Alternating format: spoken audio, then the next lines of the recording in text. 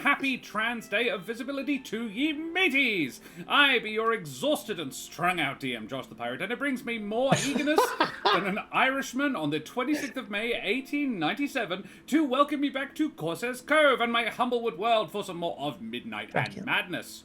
With me, I have... Correct, Jack. Very good. Yep. With me, I have me hearty crew. You don't have to be beautiful to turn Jack on. Ro just needs your body, baby, from dusk till dawn. You don't need experience to turn Ellie out. You just leave it all up to Mitch. He'll show you what it's all about.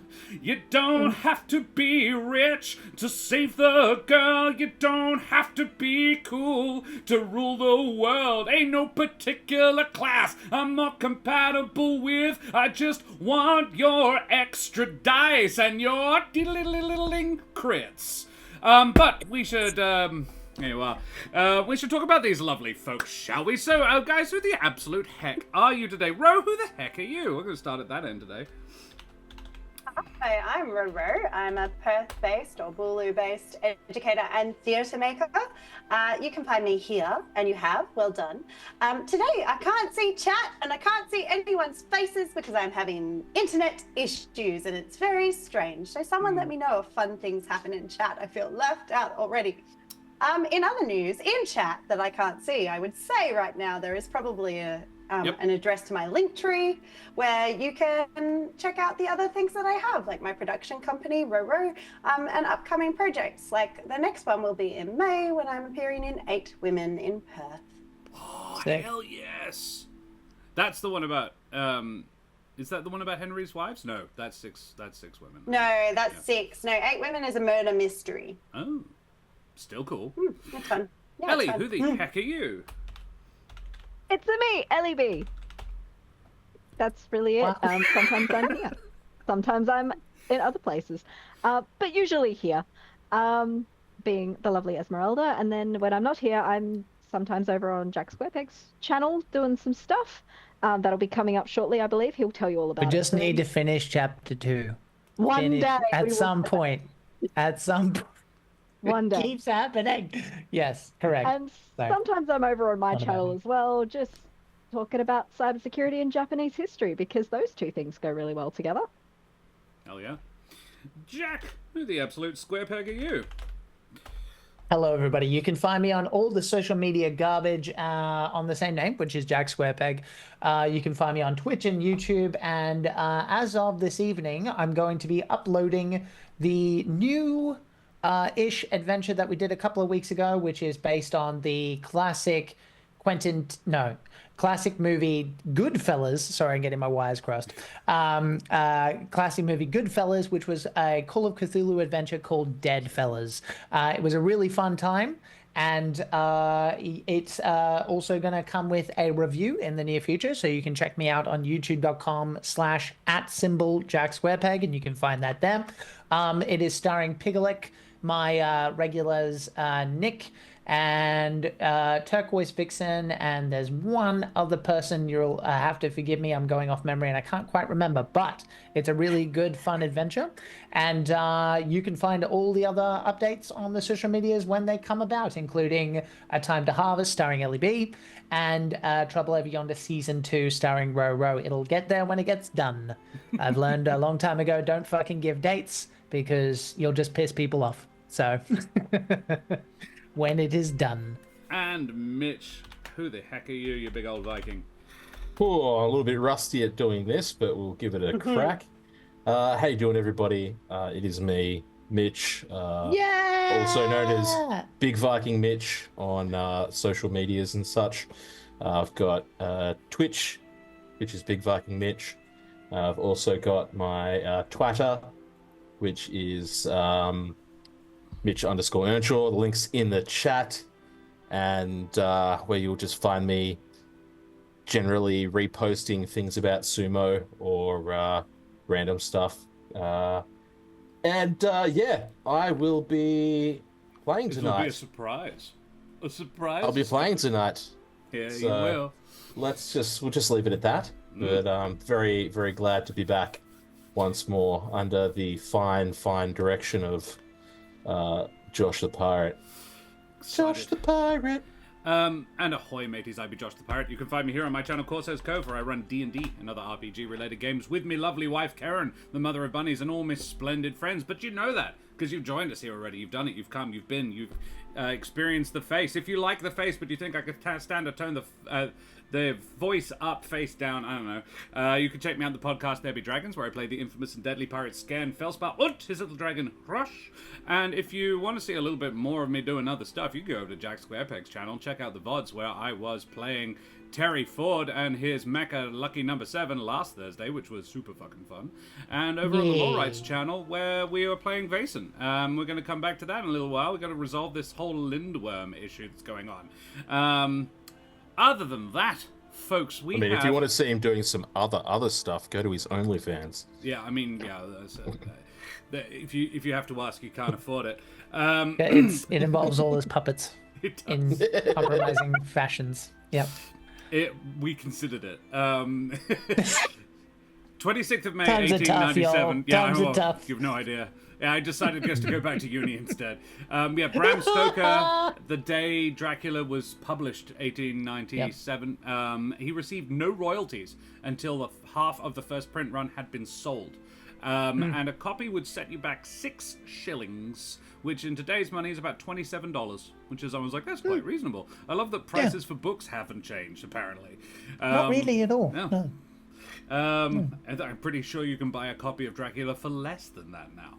Anywho, and what's it? I would like to take this moment to acknowledge the traditional owners of the land we are streaming from, which in my case is the Whadjuk Noongar and the Wurundjeri people. We pay our respects to the elders of the land we live on. We are privileged to be in a country with over 60,000 years of continuous culture, which includes a rich history of sharing stories just like these. I'd also like to remind you to please like, follow, and subscribe, you bloody champions. We have all the exclamation mark socials. We have a YouTube if you want to check out all the previous episodes that you may have missed, including, but not limited to, all 39 episodes that the wonderful Mitch has been in before this, and the 39 episodes that the wonderful Ro has been in before this. This is your 40th, both of you. Congratulations. OMG. 40th ep in the world. We also have a Discord if you want to come and hang out with us there. And the keen-eyed among you may have noticed that today we have a giveaway going on in the chat. If you type exclamation mark ticket, you can go into the draw to win a Troll-Lord Games voucher. Troll-Lord Games are a wonderful group of folks who are affiliated with us. They are creators of the Castles and Crusades system, which they have recently done a massive revamp on. They're also the last publishing house for the great Gary Gygax, our TTRPG Lord and Savior TM. So go over to trolllord.com, check out their wonderful stuff, and if you are lucky enough to win the voucher, you get yourself $10 off their online store. We are also affiliated with Wooten Forge Gaming Accessories, things like these beautiful things, the gorgeous Jared dice keepers that they gifted me many moons ago, and it's still going strong, still completely unblemished to be honest, and they'll laser engrave it, they'll print stuff on them now in color. It's gorgeous. Check their stuff out, woodenforge.com/Corsair's Cove, and we get a cheeky little kickback, you bloody champions, because I don't shill, but I do have bills. I also would like to take a moment just to point out that firstly, it is the International Day of Trans Visibility, which is very cool. So happy Trans Day for everybody who identifies that way. We also I do like to point out to peeps that the Ukrainian people aren't having the best time of it right now. I don't think it would be too out there to say that. So if you do have any spare pennies in your digital wallet, please consider chucking them over at the Ukrainian Action Appeal. The link is in chat. It now sadly does not go straight to a donation page, but it is fairly easy to navigate to one from there. So yeah, if you have any spare pennies in your digital wallets, good on you, champions. All the help they can be given would be gratefully appreciated, however large. So, guys, we need to figure out what the absolute heck happened last time. Jack, can you refresh our memories? Certainly. When last we left our heroes, we were going along the castle and we had a mixture of scouting and dread as we continued discovering horrible things.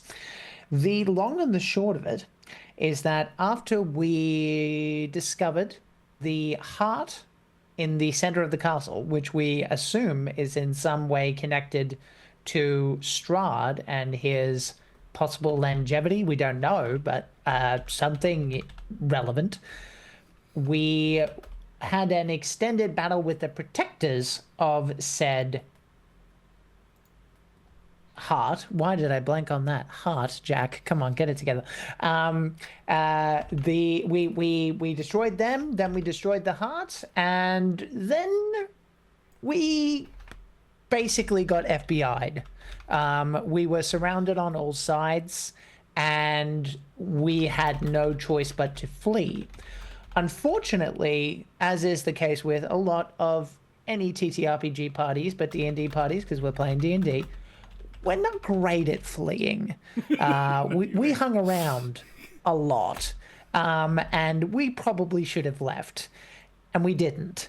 And mind you, we were a little tied up. There was some grappling going on, but then we left, and we also didn't. Some of us did, and we, as the NPC Arrigal, who is our destined friend / foe, he tried to get us going, and Smoothie tried to keep up the facade of him being a traitor to us, so maybe he could get his way back into their good graces. Selenox, in a perfectly in-character move, decided to risk it all for him for a moment, and they fell down to a lower roof area after taking some damage, and unfortunately let's say fell. It's like a dish. A Swedish dish, once that happened, 60 feet unfortunately is dashing distance for most creatures, which they did, and we cut to Selenox with Arrigal, who is likely looking at the situation like he's watching a tennis match on meth, just back and forth. And Smoothie, meanwhile, has tried to get down to safety and has not realized that Selenox is behind at this current stage. He has tried to fly down with Esmeralda in tow, Buzz Lightyear style, literally, down to the Knights of the Order of the Moon Dragon, I believe. Correct. We've now established. They are the Order of the Silver Dragon, but he is a Moon Dragon. Yeah. Thanks for making it more complicated. So yes, yes, that's me. Correct. Yep. Yep. You Jews, yeah. I was trying to think of a more complicated. Anyway, that's it. That's the story. That's where we are. Nailed it. Thank you very much. I think that's pretty bloody accurate. So, mateys, may elegant partygoers not turn into rabid, blood-crazed ghouls and hound you off a roof, and all your party members fit neatly into overhead luggage containers as we head, tremulously at first, and then with mounting anxiety and dread, into Barovia.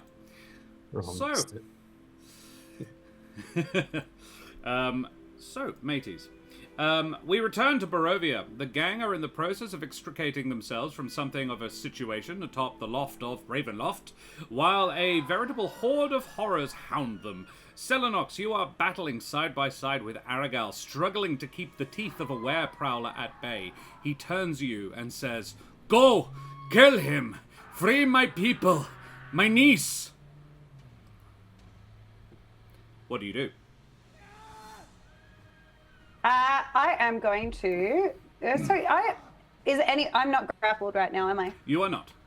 He is holding a vampire back from his neck, and they're sort of trying to get he's got his arm in the way.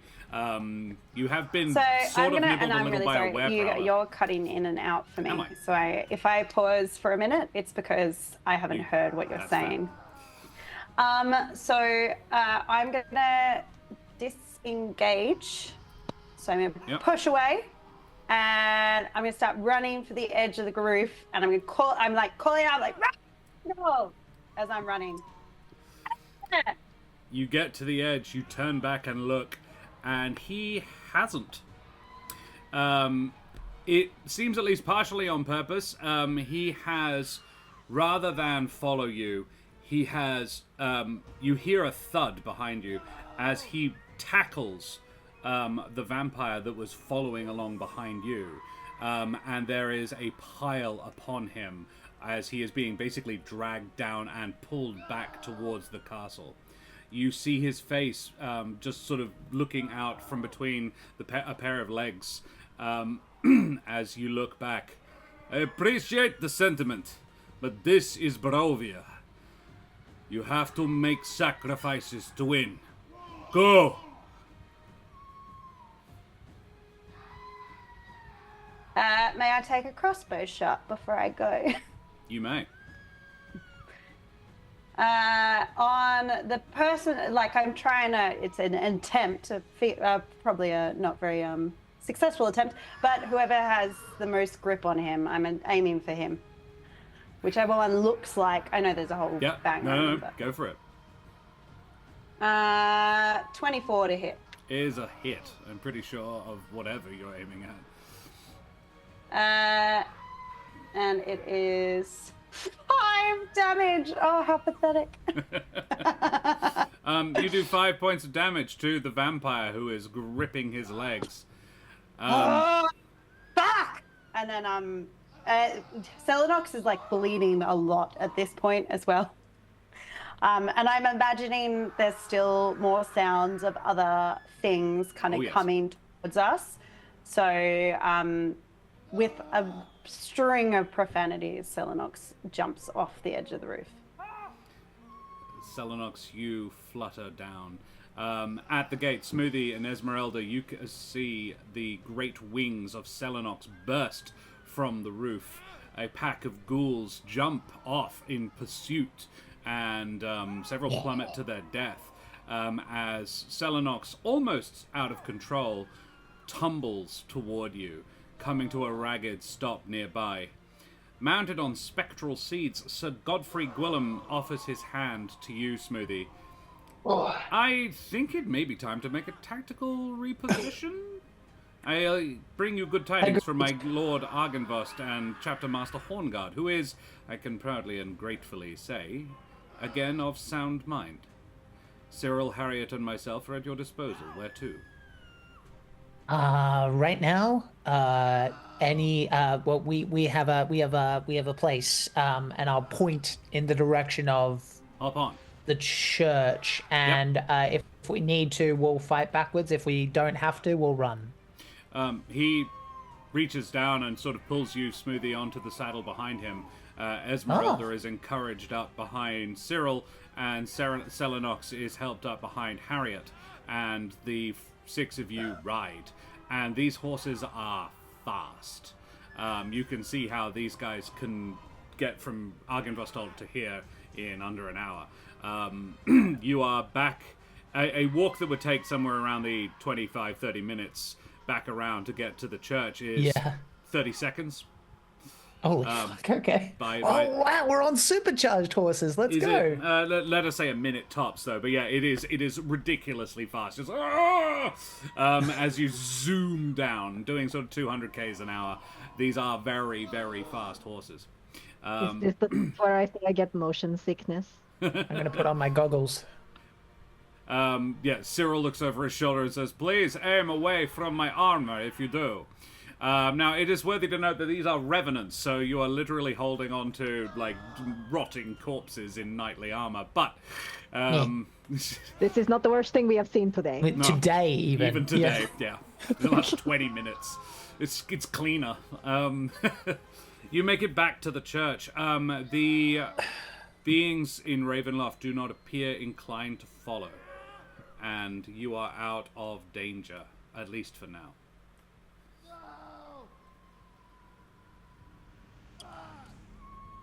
Popping off. I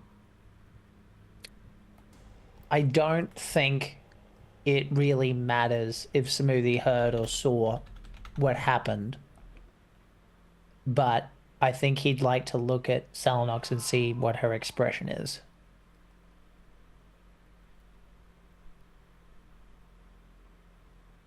Selenox is gonna, as soon as we get to the church, Selenox is gonna like throw herself off the horse and she's just gonna walk off. Limp off, actually. Yeah. I will turn to Ez and just go, could you see our friends in, and get them comfortable? And I might go look into that. Understood. Thank you. I'm gonna give her 20 seconds to like get a lead on whatever it is she wants to do, and if it's clear that she wants to be left alone, he might, but yeah, he would be right on the edge of hearing, and then try and like give her space until it seems like she's stopped for an extended period of time, if that makes sense. What's out back, Josh? Sorry? What's out back of the church? Like we got to the church, cliff. but what's The just cliff, like yeah. are there that's like are there behind it. trees? To one Is side there or the other, chopping there is a blocks? churchyard. So it's a graveyard.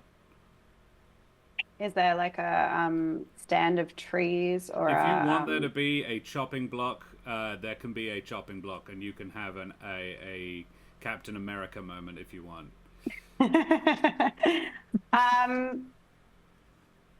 or a tree, something hard, but no, I don't think Selenox isn't going to pick up an axe or anything. She's just going to like hit it. Yeah. Yeah, there's an old tree out there, and you find Selenox just punching it. Is it punching, Sel? Yeah, like I'm wailing on the tree, and then like when my talons are starting to like, there's like literally a little bit of blood coming down my talons, I just stop and step back. Turning the natural turn I think you'd make, you'd see him kind of be sitting, I think, like maybe 10 feet away, something like that. She's not gonna get, she'll even if she's clocked is there, she'll not interact, just sit. You don't need to talk.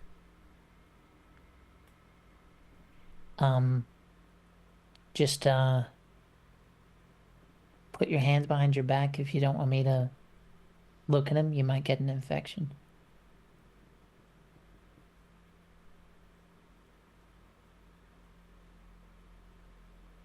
Okay, I'm gonna take that as a yes. And I'll go up to her hands and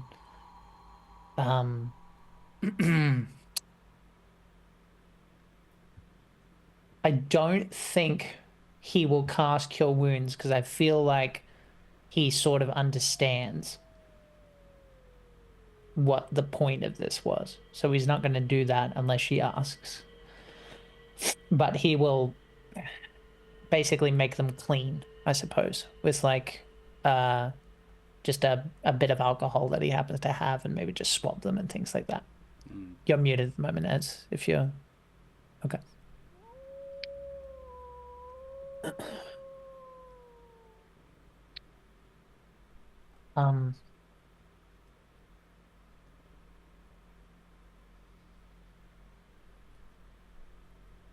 This is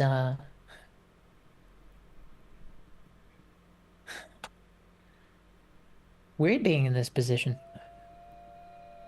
Normally it's the other way around.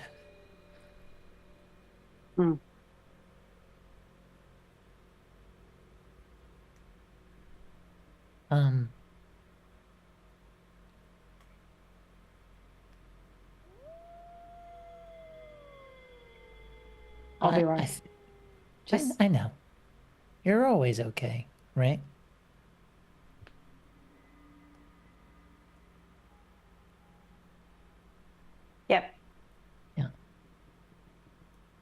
But let's imagine that we have a friend, yeah, that might be doing it a little tougher than they're letting on.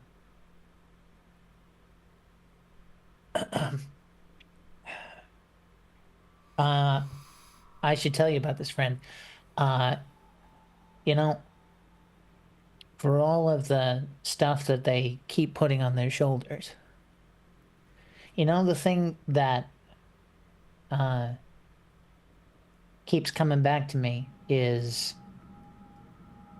you know, how proud I am of them. Not because Steve is good at stabbing things or keeping me from getting stabbed, or for keeping me from doing stupid things.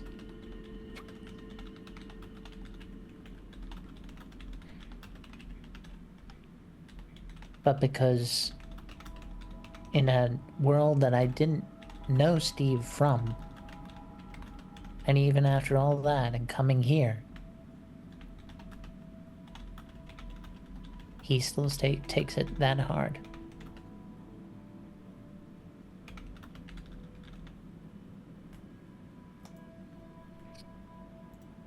Gotta stay human, kid. It's what makes us different. Ooh, yeah. Do you know Steve? Do you? Yeah, I think we've all got a Steve around. Seriously though, I appreciate it, but just give me a minute, all right, kid? Head inside. Thank you.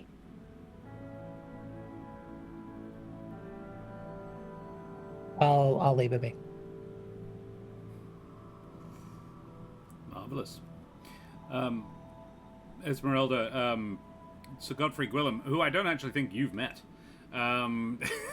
introduces himself and says, "By the way, thank you. We haven't, I don't think, met. I am Sir Godfrey. He is I think he's a Vulpin, or his body is. However, Revenants just reincarnate when their bodies die, so they just go into the next available corpse. I think he's supposed to be a bird folk, but he isn't currently, so it's a bit weird for him. That, or it's the other way around. I can't remember. It was a long time ago, and my notes are gone from that. He says, yes, my Lord Argynvost is exceptionally grateful, and has committed as much of his resources to your goals as he can. So what is the go? Is there any... Are we resting and then marching right back up to Ravenloft to finish the job, or is there something else we need to do first? Well, it seems like I need to go and pick up a certain problem, a troublemaker on a hill. A troublemaker on a hill. Could you be more specific? I know of several hills and a dozen or so troublemakers in this neck of the woods alone. Oh, trust me, you know this one. Oh, splendid. Do you need a lift? We can get you to and from relatively easily. That would not go astray. Oh, splendid. We just may need to rest a little bit first. It's been a very long... You do look like you need it. Well, my knights and I are not hugely welcome in this environment, so unless you really require us to stay nearby, I would advise that we head back to Argynvost and meet you on the morning, after you've had a chance to rest. I think that might be for the best. We don't need to pick up the troublemakers till tomorrow anyway. Well, you didn't, honestly. In the nicest way possible, you don't look fit for it. I feel like I need like 17 baths. It is fine. Right. Well, best of luck with that, and I shall see you on the morrow. And he does a very elaborate bow before remounting his steed and fucking jet engineering it away. Smoothie comes in shortly later. Unless there is anything particularly that you guys would like to discuss this evening, I'm just No. I like the comedy. Just like, hey guys, Where'd they go? They don't like churches.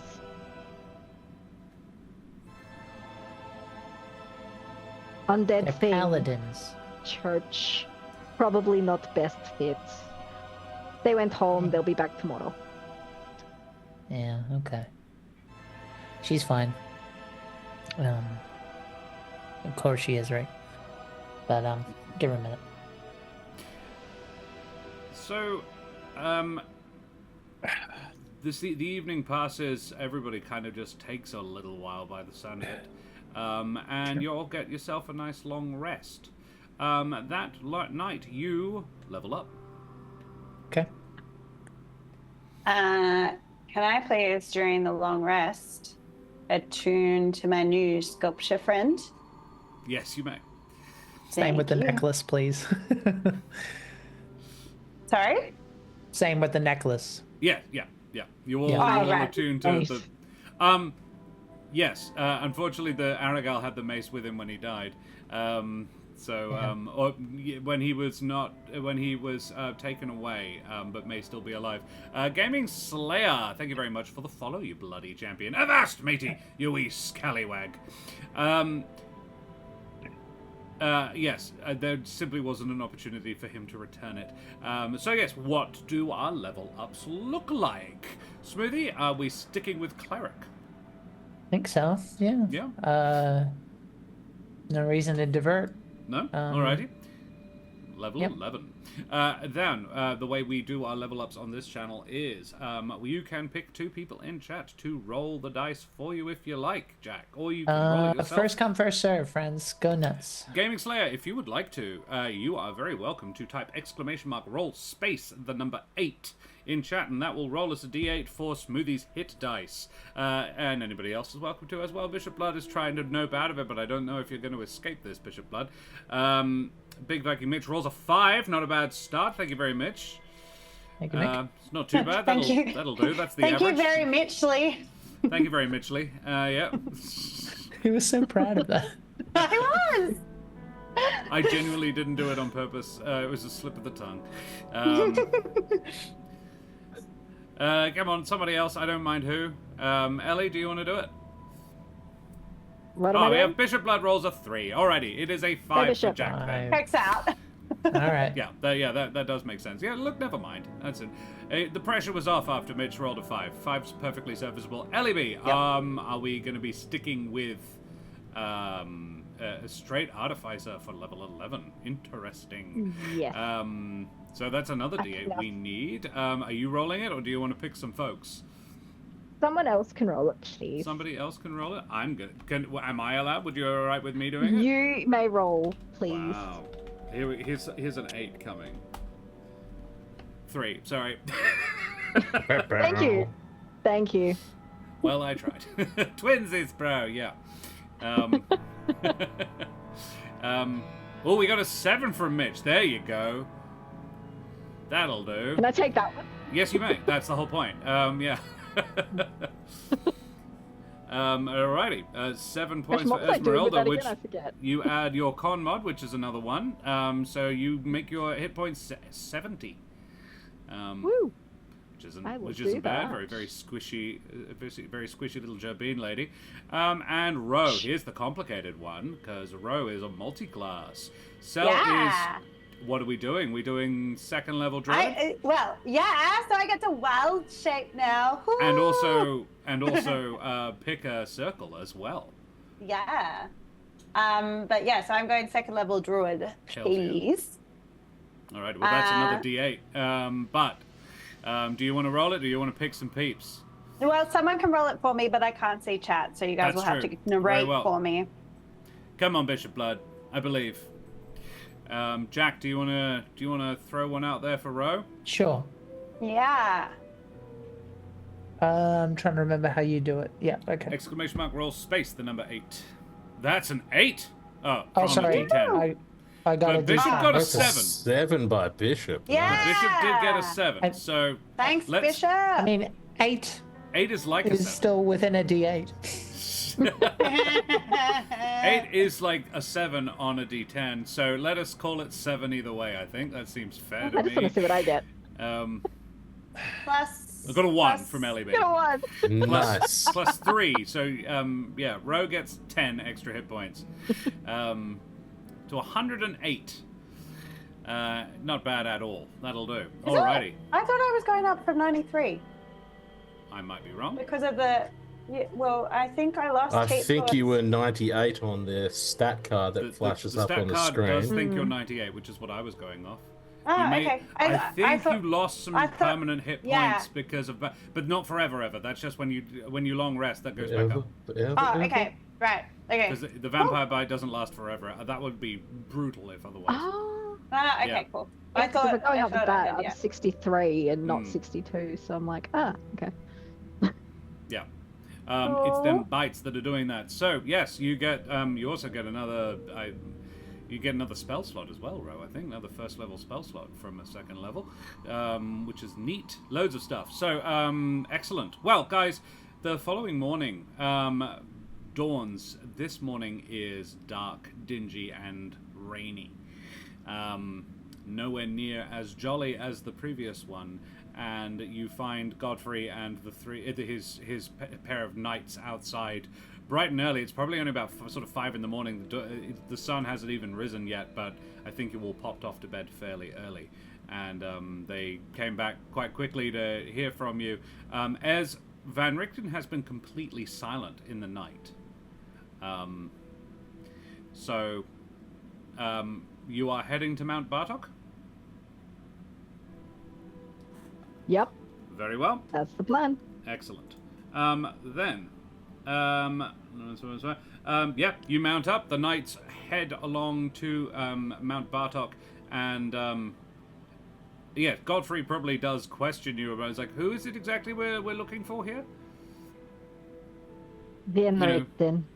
Ah, I see. Yes, trouble. Yes, I see. Some All right. other visitor. We don't know I told who he you. is. I told you would know him. Oh, I assumed I would. I didn't disbelieve you for a moment. All right. So, but He's our Elvis. what form has he chosen this time? I know him in several. Don't we all? Last I saw him, he was Vulpin, so I assume the same. Interesting. Alrighty. So you all keep your eyes peeled. It is, however, relatively easy to spot him, or at least probably the thing you're looking for, because about a couple of miles out from the base of the mountain, your destination becomes quite clear. About halfway up the highest peak in Barovia, a vortex of swirling light, chaotic shafts of light, gouts of flame, and eruptions of rubble ejecting from it is easily visible from the base of the mountain. You're, as I say, a couple of kilometers away when you first spot it. He set off the fireworks again. This is not that. There is a lot going on here. It is elemental in nature, absolutely. Esmeralda would be able to tell. Selenox can certainly feel that as well.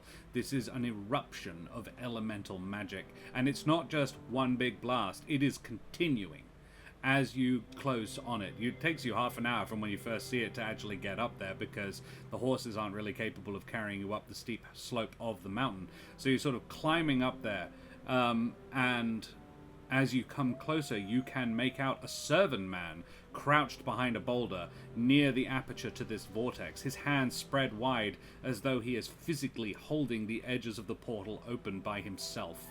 The boulder would seem to actually have been once significantly larger and potentially one of the first things that came through it, and he's sort of crouched behind it, his arms spread wide as just effluvia and ejections, just gouts of burning steam and like pillars of lava shoot through this, then brilliant beams of light, and then tendrils of black mist, all just sort of launching through this like some kaleidoscope. The portal itself is no more than 15 feet wide, but it is, and you can, the area in front of it is scarred and torn. There is, like, lava is flowing down the mountain from it, and Van Richten is clearly struggling. Here! I can see you, but I feel like I'm getting through a maze to get there. I don't need you to get to me. I need you to get to him. In it. I'll hold it open, but I can't forever. And what? I get in there and then you close it? No. I'll hold it open. You being in it should stabilize it. And then when you're inside, find him and bring him out. Fine. Who are they? Who are we? How the hell am I getting to that? Is someone gonna throw me? Who are we finding? What? I found it. We I have been found told a about a help. guest. Yeah. There's an ally. He's a hero, a savior of Alderheart. Right. Vampire Logan has radio. Vampire Logan, thank you very much for the raid, you bloody champions. Be gone! Be gone! Not in this campaign. Jack, do you know? No. We're just playing Guys, an anti-vampire game. And I'm Yeah, no, I get it. Vampire. Yeah. I got it. Vampires are very freaking welcome, guys. Hello. Thank you for the raid. How We are appreciate you? it. Thank you very much. Vampire's not welcome. Vampire Logan, very welcome. Vampire Logan can stay. They sound cool. Guys, what were you doing? Let's have a shout out at Vampire Logan. There you go. What were we doing? Playing some Overwatch. Interesting. I have never played, but thank you very much for the raid, you bloody champions. We are, of course, as Cove, we are playing some D&D, and we are in our Curse of Strahd Humblewood crossover setting, so we are doing the vampire Humblewood. So yes, my vampire will beat up your no, we don't know that, Bishop Blood. Let's give them the benefit of the doubt. I'm sure they're very cool.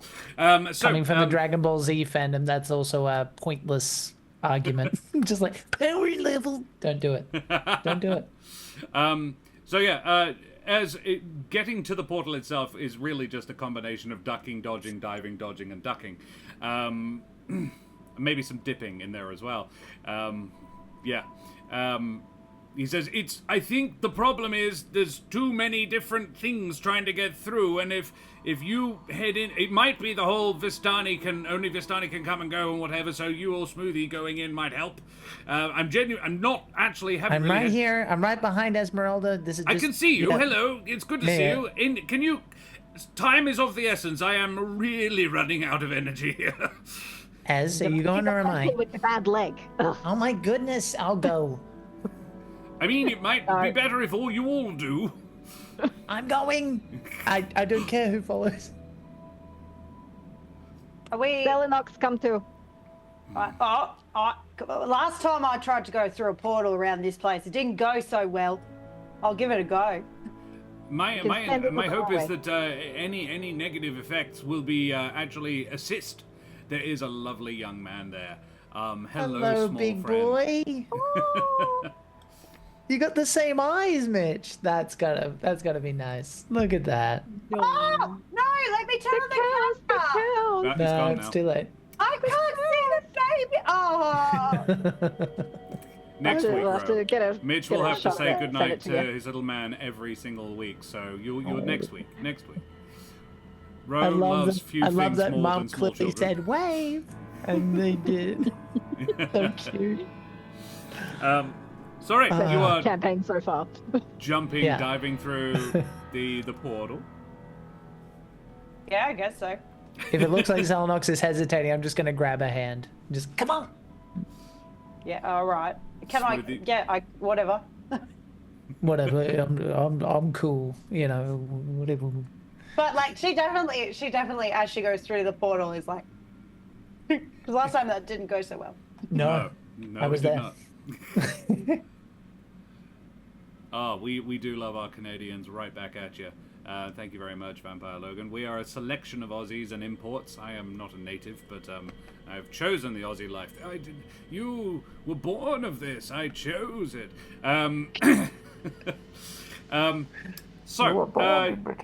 Yes, I choose I was born of the darkness, and then I chose the light. That's right. Chose the fucking sun. WA, no less. Yeah. It's true. Yes. You Mistake. dive through the portal, the wind and flames licking at you as you plunge straight through. Then, all is still. You find yourselves lying face down in a sand dune. Standing atop the rise nearby is a smartly dressed Corvum man looking as confused as you. Mitch, what do they see? You see a Corvum, what looks like, it's hard to pick the gender out from this kind of distance, but he's wearing kind of midnight blue robes with, you can see this sparkling silver trim. He's standing with a staff capped with it's kind of glittering, and it's hard to make out what it is from a distance, but it's like a black rose. But what you can notice is when he turns his head in your direction, one of his eyes is glowing blue even from this distance, and it looks like there's something floating around his head. And You there? Hello? I hate sand. Oh, tell me about it. It's all through my feathers. No, don't. You're here to get me out, are you? A plague. Would Selenox recognize this person? Yes. Like as a acquaintance, as a... Not as an acquaintance, but he is somewhat a little bit famous. Right. Yeah. His dad was also very famous. Ez would know of his dad. You would know if he ever mentioned Lazarus. You would both go, ah, yeah, know him. Smoothie, you were told one of the you've probably heard about Nevermore. You've definitely heard about Nevermore from other from Trish and Helvig. Yeah, I would say it would have come up at some point. I can't quite remember, but there's a lot of off-camera stuff we haven't seen. So I would have at least heard the name or, you know, blah, blah, definitely blah. matches And I the might be able to description. put the pieces together, you know. Yeah. So yes, as it may become clear, Mitch has been brought back to be Nevermore. And that wonderful artwork by the fantastic Daria Zhdanova is there on the stream as well. I'm so happy with it. It's You keep getting Right. stream bombed, Mitch. It's Kitty. now it's a baby. Another baby. A different baby. Oh, the kitty. Boy, Oh, kitty. Hey. So yeah, you are in a desert. Yes, it's Is the disgusting and portal hot. I'd still like to get open out of here behind us? now, if possible. I'm going to guess no. Sorry, what? Is the portal still open behind us? There is no portal behind you. Uh-huh. That's what I figured. Yep, that would be far too easy. Yep. I I'm going thought to murder that man. I thought the whole idea was we came in and then we went straight back out. Shit. Where is this? Some sort of elemental plane. Not quite certain which one it is off the top of my head, but here we are, surrounded by sand. If I had to take a guess, it's sandy, maybe earth, but not quite earth. It's kind of warm and windy. Maybe the plane of sand. Would make sense, wouldn't it? I guess. Nevermore. Were you sent here by Van Richen? That's exactly who Riken, we or were sent whatever his by. name is. No, Richen. You Richen? should call him that. Nailed it. I just call him pain in the ass. Pain in the ass. Got That's his it. middle name. I don't think I'll do that when we first meet, but yes. Oh, That's please. like how the time- only we'll see how name time around progresses. here. That's I the should only probably- name around here I can say right. Wow, look at that art. I should probably Daria, introduce let's myself, go. by the way. I am Nevermore. I'm one of the heroes of the Elder Heart. Son of Lazarus. Oh. Yeah, Do you always introduce yourself with your full title? I do. I would. Why wouldn't I? Given who his father is. If you yes, were a he does. hero of the Elder Heart, I'm sure you'd also introduce yourself that way. Trish never did. Well, Trish! Yeah. You mean like... Oh, Trish! Amazing! Trish is... Yeah, we knew very her. close. I think she's okay-ish. and Helvig, who is less okay-ish, but I hope he's okay. I don't think Helvig ever introduced himself that way either. Isn't he one of those heroes as well?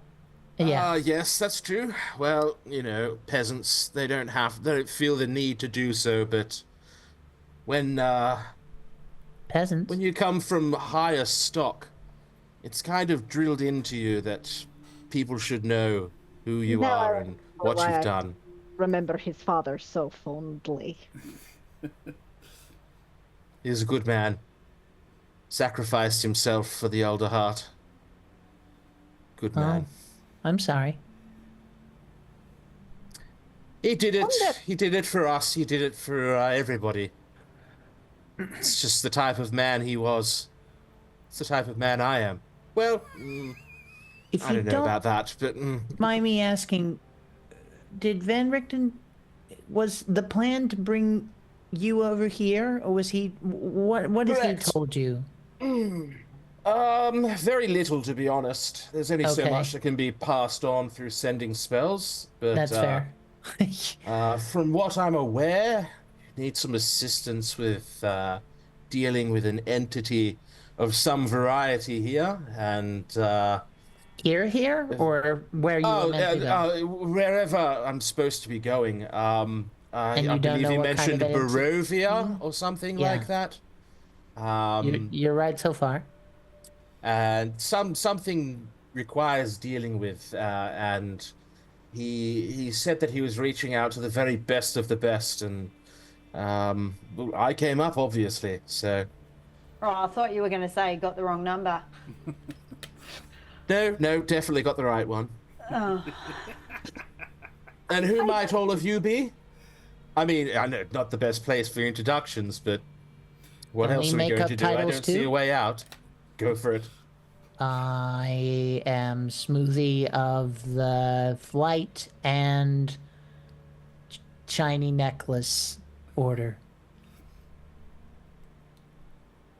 2 for creativity. All right. Two? Smoothie. Okay, I'll do better. All right. And you might be, as I turn to Ez. There is an Esmeralda. outside chance that you actually have heard of Esmeralda Divinia. Nevermore. Huh. Ez. I'm sorry, was it? Did you just introduce yourself as Ez or Esmeralda? Esmeralda. Esmeralda. Divinia. I like your voice. Silky. Oh, that's good. Hang on. I think I may have heard of you once before through Van Richten. Something about an insolent assistant or apprentice. Is that you? No, he was talking of himself, and when I see Got it. him, I am going to shove my foot so far up A behind. wooden one. She's just gonna like evolve into insult. In I see. Barovian, right? Yeah. And the one with the Really. beautiful, eloquent language, who might you be? Turn to Selenox. Selenox. Selenox, no fancy title? No. I see. Okay. Selenox You and is, Trish would have gotten however- along quite well, I'm sure. Selenox is, I mean, however, they did. wearing the full uniform of a Perch Guard soldier. Oh! Wait, one of the Perch Guard from Elderheart. I see. You familiar with, Phil Garp at all? Am I? No. He's part of the Wildwood Brigade to begin with. Secondly, he's dead. I thought he was a member of the Perch Guard. I could be wrong. Yeah. One way or the Anyway. other, he's dead, and no. No, you're not. No.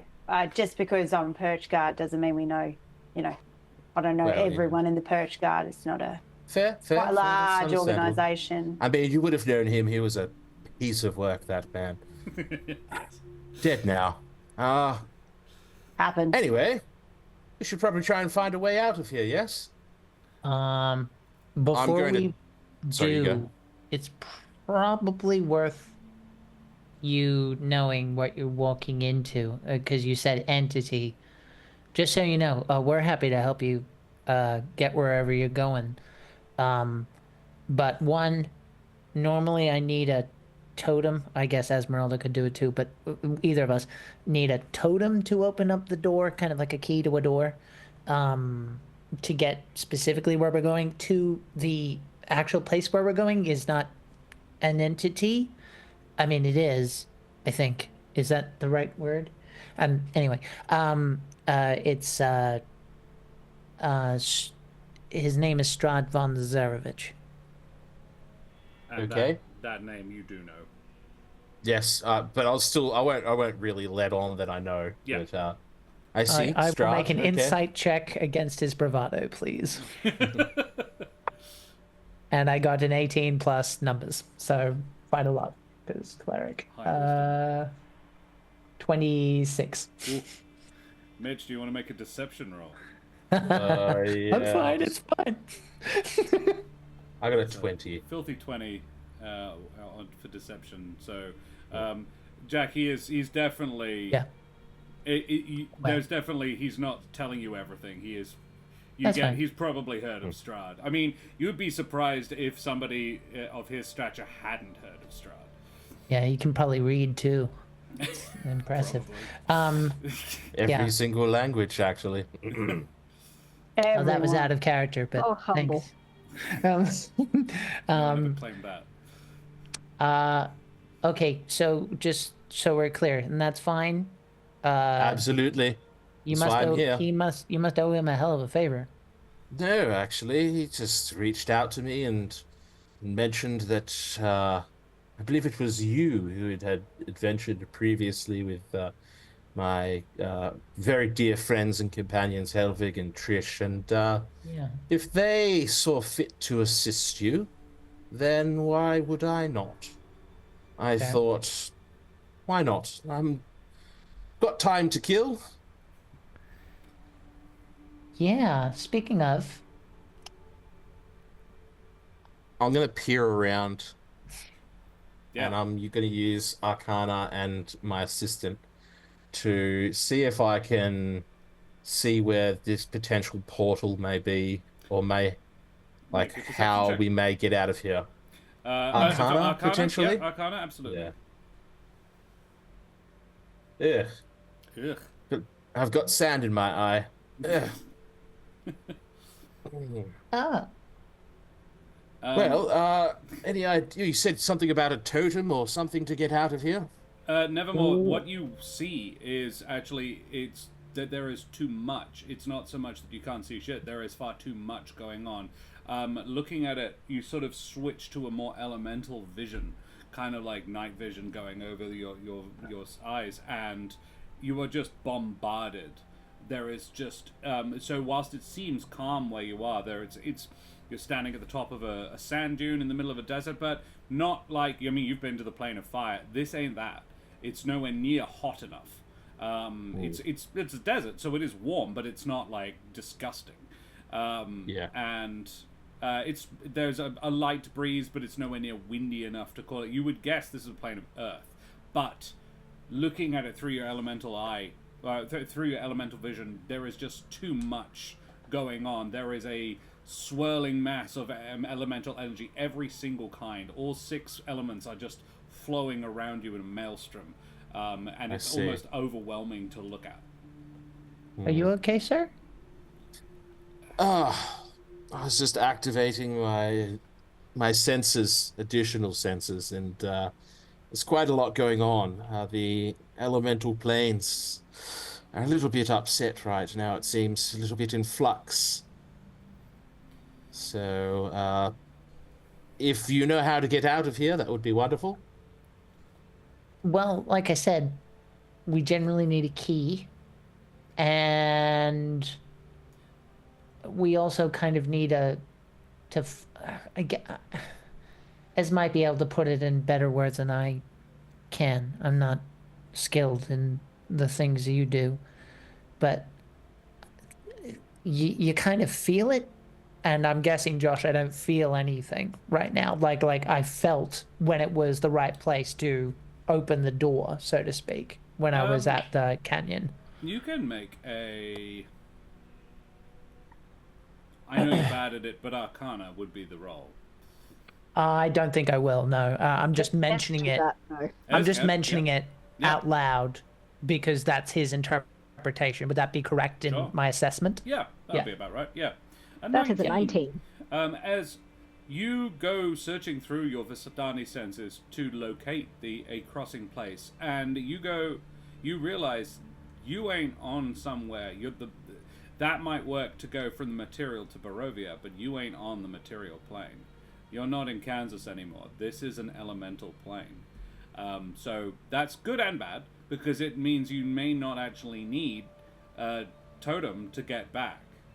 But it means that you need to find a portal, and with a 19, you can sense a convergence of a particular kind of elemental magic about 400 feet away to the north. Looking in that direction, you can see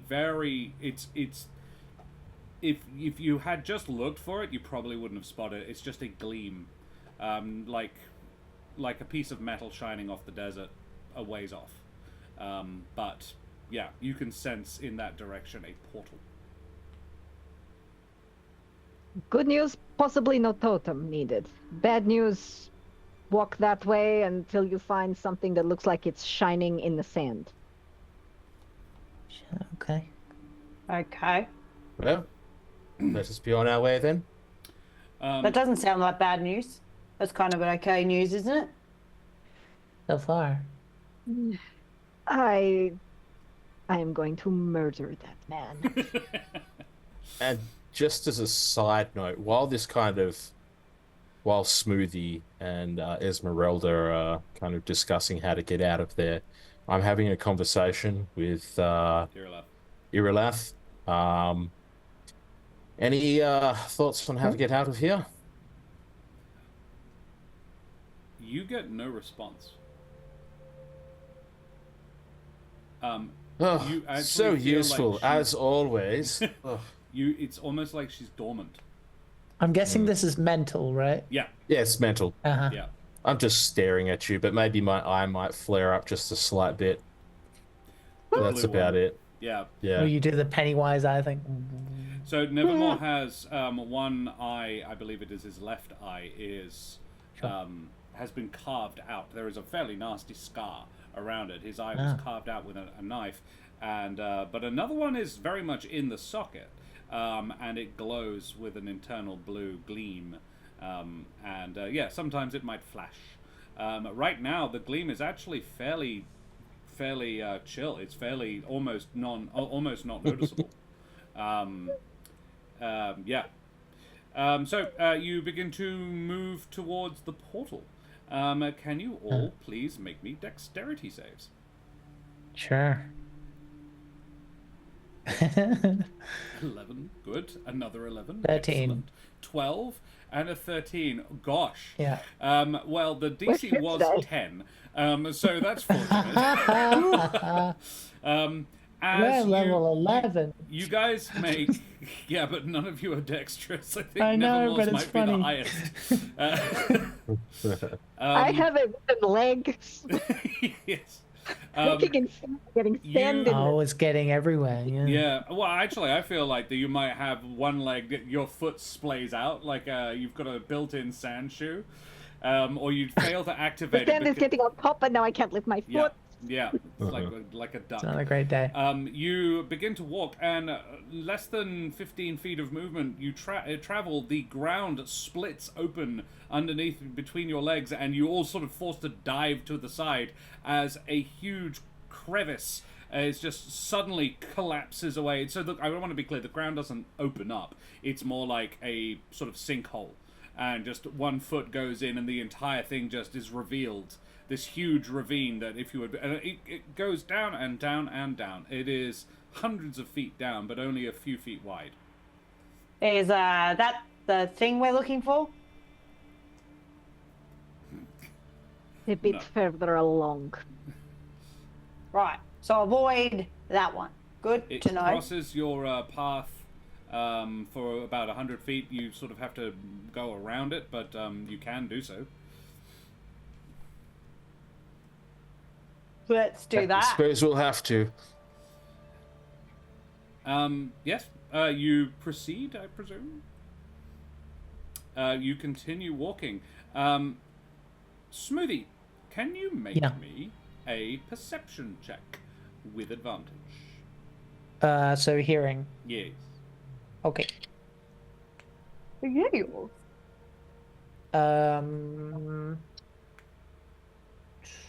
20, not natural. 20. A filthy, filthy 20. Very well. You guys continue walking along. Smoothie, you notice that as you are walking, you can hear the footsteps, and obviously you can probably hear footsteps most of the time, but it's sort of like drumming. Like what you are standing on, there is a solidity underneath the sand. It's still slippy sand, but whenever you put, it's like walking on a beach or a sand dune. Okay. But you can hear, like whenever somebody's foot falls, there is a thud, rather than the like an pushing away echoing of sand. thud. Almost, yes, almost an echoing thud. Yeah. Whenever somebody treads down. You make it maybe 30 feet before, once again, a canyon opens up underneath you. Can you please make me dexterity saves?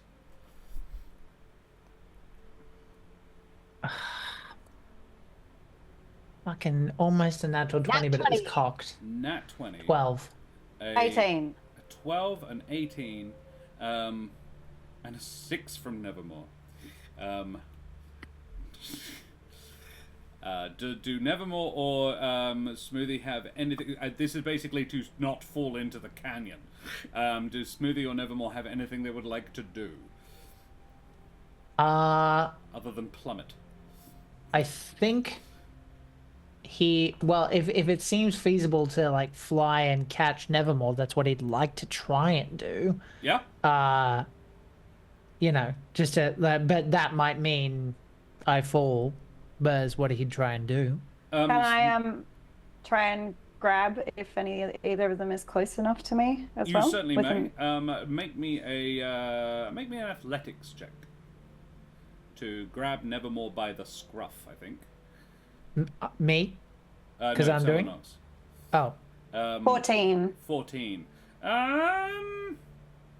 Mitch, can you also make me an acrobatics? You are muted, I think. Cannot hear you. Hello? There we go. You hear me now? Yep.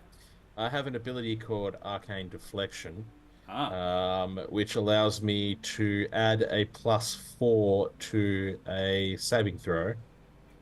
It would only get you to 10. 10? This one was harder. Okay, no worries. So if that's the case, you want me to roll acrobatics? Yes, please. Sure. To be sort of snatched out of the air by Selenox. 14. Oof. Okay. Yeah. Between your acrobatics and Selenox's quick reflexes, Smoothie just falls and then comes. So what happens is Nevermore, the ground goes out from underneath you, and Selenox manages to grab you sort of by the scruff of your robe and yanks you right back up onto solid ground. Esmeralda staggering backwards. Smoothie, on the other hand, just goes, yeah! And then about 5 seconds later, shoots back out of the canyon again, and with a couple of beats of his wings, lands down on the far side. My cloaca puckered then. Worth noting, because it's been a minute for Mitch. He's a bat, but he's kind of got like this like silent jetpack on his back that he is like engineered. So he's just, which is my justification for a cleric power that he happens to have, but I think it's more interesting. He flies back up and he goes, "Okay, everyone, stop. And I'm gonna see if there's any more thuds." Make another perception. Presumably, if everyone stops, that is. I'm just casting flying myself, by the way. Yeah, fair. I've had enough of this. Fair enough. You're welcome. Am I making another check? Yes. Sorry, I got distracted. I'll kind of just rotate around in the air while I'm flying. You saved me, and I'm very grateful for that. Thank you. Yeah. Flying's neat, huh? I'm gonna make a 20. Yeah. Sorry, 28. Sorry, natural 20. 28. There is no thudding right now. However, in the far distance, you can hear the sand being moved. And this sort of draws your eye. You can see the track of something apparently seeming to move underneath the sand. A good distance away. Probably a couple of 100 feet away. Sorry, one more time. Something's moving towards us. It's not necessarily moving towards you right now. It looks like it's just sort of moving in the sand. It appears to be very large, and it is which is probably what's making these behind it. divots. However, right now the thuds have stopped as nobody is moving their feet. Okay. Guys, I'm no.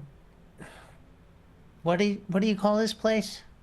Sandy place? Is there a word for it? It's an elemental plane of some variety. Okay.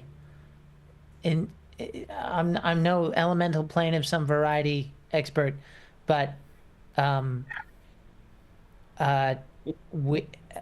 every time I've been hearing people move on the ground, and I'm gonna sit down because it only lasts for a minute at a time. So, every time I hear people moving on the ground with their feet, I'm hearing a thud, and then we've got ground opening up.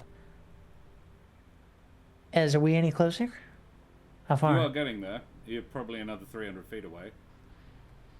Could we try, and I will just dance to kind of demonstrate, but like I'm going to do some variation of like Vistani dance to desert walk. So I'm like putting my legs in circles to kind of keep my feet from moving, and I'll see if I hear anything. No lifting Keep your up, feet only from around. lifting No up lifting. and down. Oh, right. Okay, so just sort of dragging your feet along the ground. Yeah. Yeah. Make a acrobatics check or performance if it's better. Acrobatics. I or think performance? acrobatics is better, but let me check. Much better, in fact. 18 18. with acrobatics. You manage to move your feet around. It will obviously be quite laborious. But you Yeah, manage to that's move your fine. feet in Fun such a way fact, that this it is doesn't- how the Dune people do it to avoid the sandwebs. they walk without rhythm. So, yeah. I have a suggestion, if I might, Yeah. that involves not doing some sort of fancy leg dance. I'm not sure Selenox here looks capable of it. I can dance. She can dance real well. But like that, I don't know. If you would all be interested, I could potentially hold on to one of you at a time, fly 50 feet across, place you down on the ground very gently, fly back, grab another one, And fly you, 50 feet. can you carry us? You don't look that Well, strong.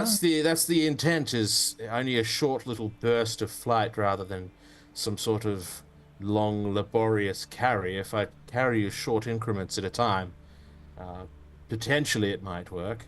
Let's not try for the first one over a crevice, but we'll see. Okay. I have ruled that flight can't carry more than yourself, really. Fly spell, The not fly not. spell, yeah. Okay. Smoothie can carry Esmeralda. Okay. Nevermore Okay. is quite a large being, and Nevermore is a human-sized person. Selenox is also quite big, but Not going to work. You wouldn't be able to hike them more than 10, 15 feet at a Unless time. you want to cast It'd it be on very all of hard. us. Yeah. That's spell. You can. Well, are we going to be resting immediately afterwards? I don't want to be going out there and fighting some crazy thing and not having all my spell slots available. A what? Well, I'm a wizard. You know, I have a certain amount of magic that I can cast.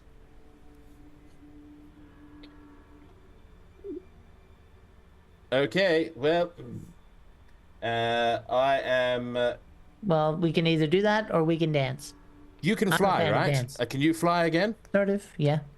Okay. Not like you, but All right. I'll end the concentration on my spell. I'll cast it at a 5th level, and target Esmeralda and Selenox as well, and myself, and the three of us will all float. And yeah, if you are able to fly as well, then let's go. You fly. Come The fly ground with me. signally fails to open up underneath you as you flutter on over to the exit. There is a glimmering portal in the distance, and as you get to it, you can see. Hang on. It is a pale blue pearl.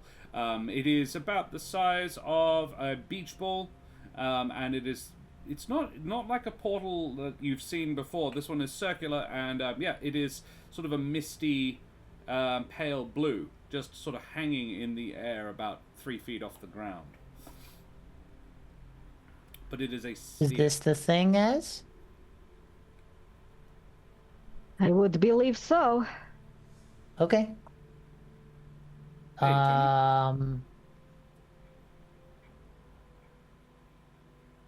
Yep. Arcana check. What do we do? If you like an Arcana check, go for it. 21.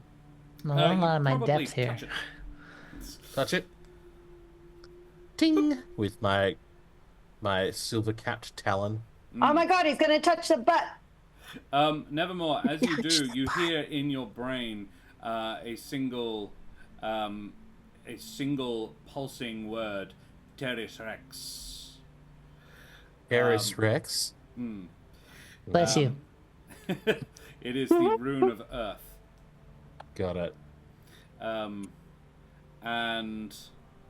as you touch your claw to it, Nevermore is, it seems to everybody else, sucked in. The tip of the claw is the point through which he is sucked. It kind of looks like he's being extruded through this tiny point of contact. Doesn't feel bad to Nevermore. He just sort of disappears. So are we going And that then way your as well? spells just go bleh. Huh. Actually, Well. wood is a valid point. Concentration You all breaks sort for of sure. drop to the ground. Esmeralda and Selenox do. I guess we're going to touch it. Sure. Maybe we should all do it at the same time, though. Okay. 1, 2, 3. And you feel... I love that you didn't clarify what we were touching on. I'm just going to start counting. Were we going on 100? I don't know. You feel Like, this... there's a couple of like no, stop.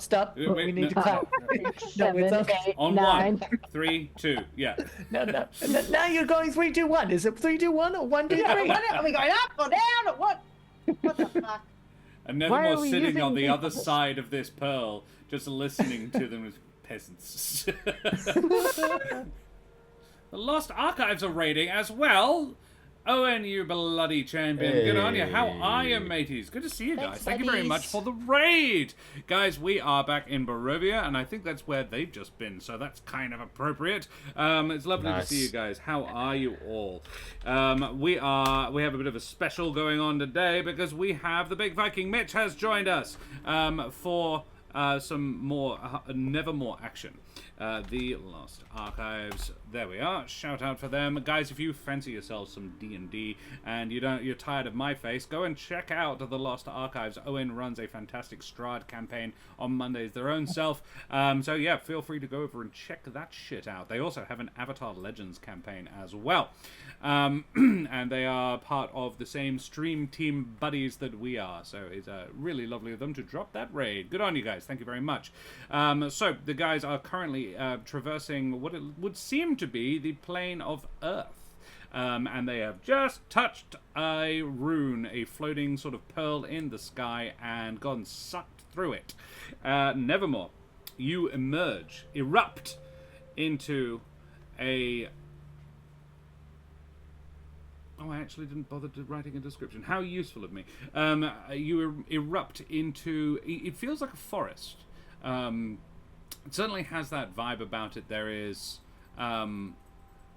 you can see off in the distance, very hazily, what would look a little bit like pine trees, is your best guess.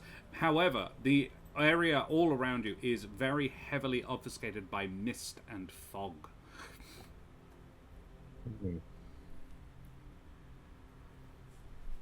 And Looks there very is dreary.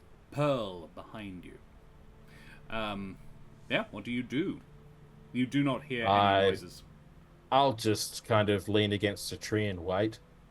There are no trees nearby. If you go sort of wandering looking for one, you could possibly find one. Do you move? No, I will just prop myself on my staff and wait. Very well. You're waiting nearly half an hour before Smoothie, Esmeralda, and Selenox pop back in. Do you wait that long? I would wait 10 minutes. Mm-hmm. And then after 10 minutes, I would start to do just a little circle of the area, probably 30 feet out from where I am, just kind of peering around. Not going too far, but yeah, I definitely would do, after that long a period of time, I would do a little scan. You are welcome to make an Arcana and a Perception check if you'd like. Roger. Arcana 23. Perception. Nice. 19. The Arcana check. You've managed to sort of focus through your eye a little bit better. You were definitely feeling like this is a plane of water influenced, but you can breathe. You're not underwater, which is odd. There is definitely influence here, but not necessarily. You're not on the plane of water, and just similarly, last time you were not on the plane of Earth. So it's like a demi-plane slash like a transitory plane. Yes. Perception-wise, what did you get? Filthy 20? No, 19. 19. You can sense that an exit, a portal, would be in the distance, you would guess, to the east. However, well, east, west, north, it doesn't really matter. There is no real frame of reference. You can see in the depths of the mist things that look a little like trees, but nothing really particularly close. You don't find anything. The ground underneath your feet is sandy, but like wet sand, easy to walk on. If you bend down to pick some up, you notice that there is sort of bits of shell and coral in it. And Irelath? Irelath is once again responsive, or even less so. So, like, even less so than when we were in the. Okay, because I recall in my previous venture to the plane of water that Irelath was a little bit. She was completely reserved. Non-responsive. Yeah. Yeah. This is in the plane of water. You feel you cannot even feel her. On the plane of Earth, you felt like you could sense her. She just wasn't doing anything. She just wasn't saying anything. Here, you're not getting any response at all. I'm going to do a little bit of thinking about conversations we've had in the past, given that it feels like maybe she's not in my head at the moment and able to hear what I'm thinking about. This is like a rare moment for me to have like my own internal monologue without there being somebody else listening. But yeah, I won't go any further than that. I would probably wait a couple hours before going anywhere different. So half an hour is not the worst thing ever. But about half an hour later, Smoothie Ez and Selenox burst through. It's actually, to you, Nevermore, it sounds like a pop, like a balloon bursting.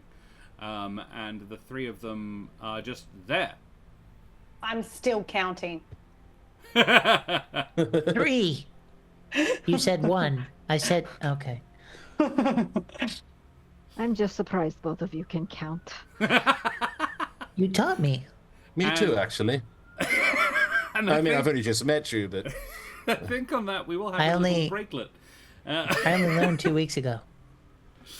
That was lovely. Thank you very much, guys. Alrighty, well, we will be back very shortly, guys. We're just going to have a short little bracelet, refresh ourselves, back in 5 to 10. Say goodbye, everybody. Hi, everybody. Bye.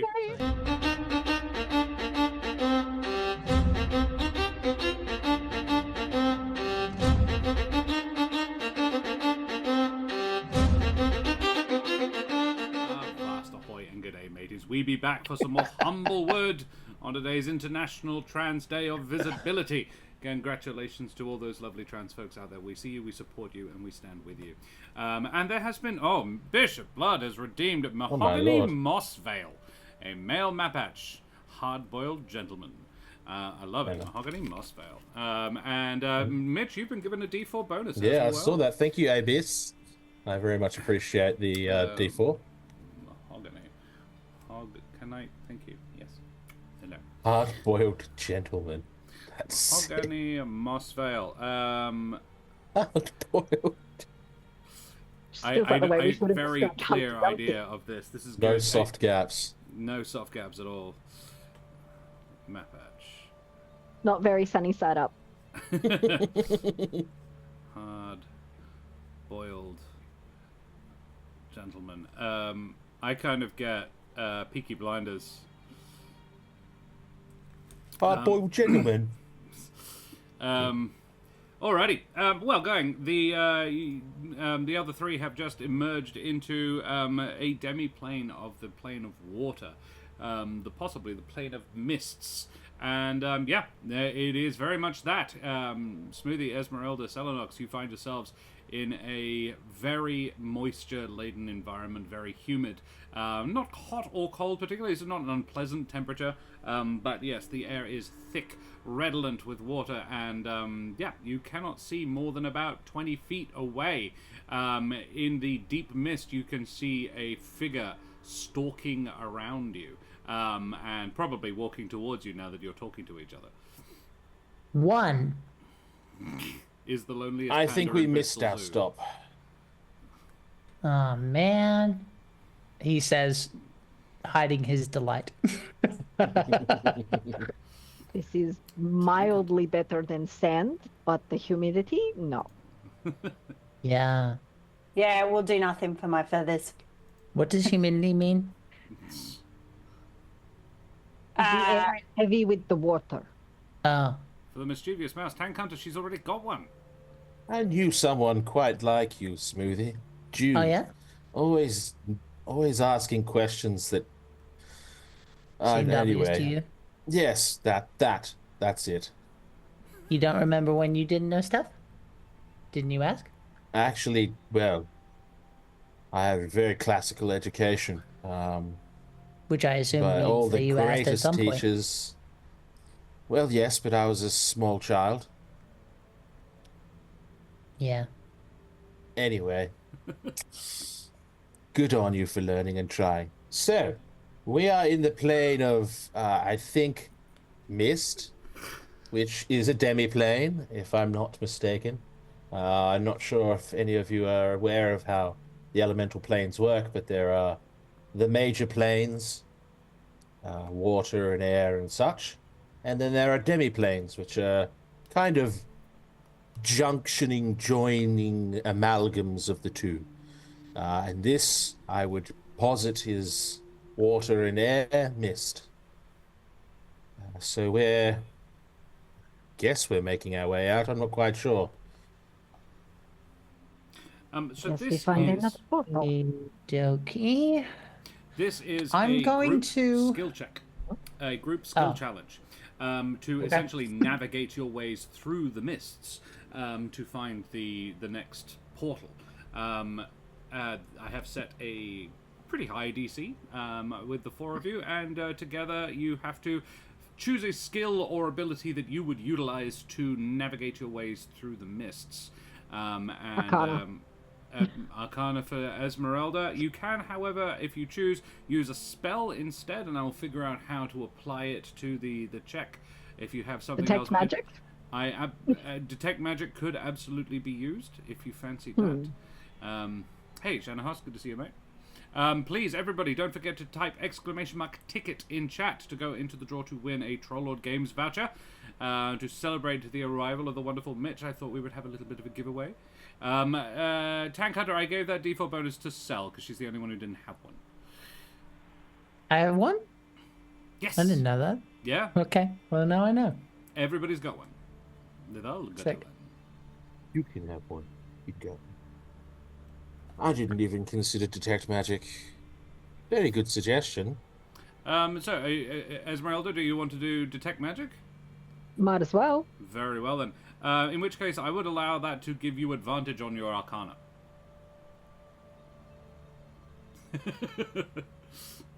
My Arcana's not +8. What are you talking about? What? Are you casting it as a ritual, or? That is a valid That's question. a good question. So that's only a 10-minute cast. Because if you start casting it as a ritual, and I see that, I'll be like, very smart, very well done, okay. And I'll start casting detect magic as a ritual as well. Ah. I don't know it will add any more information to the thing, is the trick. So, sorry, I should have been more specific. Everyone has to do different things. Oh, okay. In that case, I'll do investigation. If Nevermore, however, you wanted to assist Esmeralda with the ritual, you can cut it down to 5 minutes. Sure, I will do that. Yeah. And then Cast as a performs ritual, an then. investigation check from Nevermore. Alrighty, Nevermore, an investigation, and Esmeralda, make me an Arcana with advantage. Dear God. Beautiful. A filthy 20, or a 15. A 15. So let's go with the filthy 20. Let's keep that one. Yeah, good. 20, not a bad start. Investigation from Nevermore. Is that an 18? I got an 18. Lovely. For 38, not a bad start. As is sort of using her magical senses to try and map out the terrain, Nevermore has already done a little bit of investigating, is trying to use his prior knowledge and his knowledge of the elemental planes to sort of figure their way out through. Smoothie, Cell, what do you do?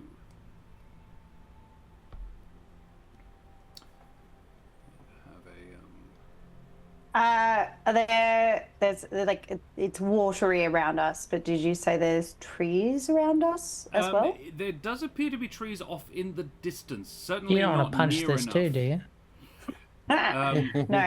How far away are we talking?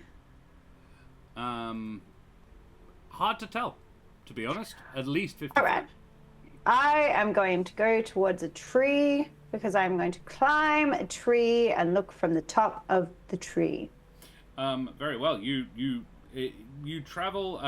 The thing is, if you leave your allies, you leave your companions, you may struggle to find your way back to them. But you make. Is there something else I can climb? There does not appear to be. It's a fairly. It doesn't seem particularly full of stuff. However, you could always, I don't know, use a piece of rope or something, tie yourself to somebody else. Yeah. You do that? All right. You lash a rope around your waist and then tell Smoothie or Esmeralda to hold on to the other end, presumably. And you, or you could breadcrumb it or something, but rope seems safe. You make your way 50 feet. You do find what you thought was a tree. It's not. It's kelp. Can I climb it? It's fairly thick strands of kelp. However, how it is floating, you do not know, because it is supposed to be in the water and it only floats in water. It's sort of rooted in the ground in much the same way as it should be. However, and it's floating, but there is not water around it, is the odd thing. You can give it a go. I'm going to try and climb it. You try and climb it. Make me an athletics check. Or acrobatics, I suppose. But athletics is the better skill. 15. It is nowhere near strong enough to take your weight. It appears, you would, as you pull it down, you're like, well, how is this then? You yank it down, and it is sort of held aloft by little, I don't know how familiar Selenox is with sea life.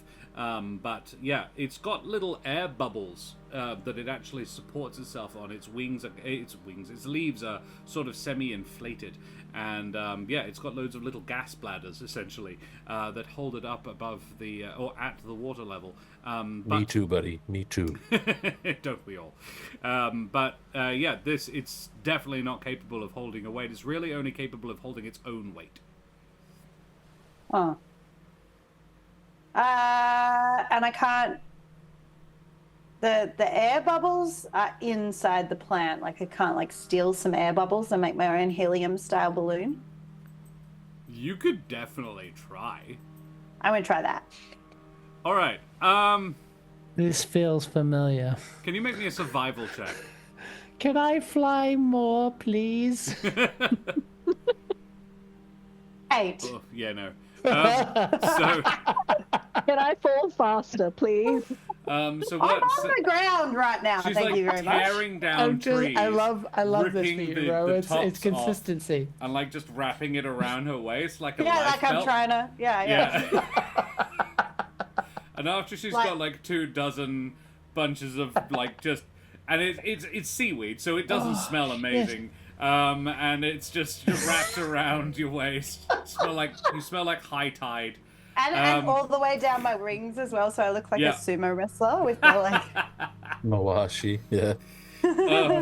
Fucking hell. Yeah, you try again to climb the. Yeah, you can have another go at the athletics check.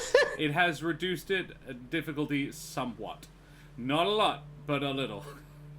What in the hell is she doing over there? I don't know. 27.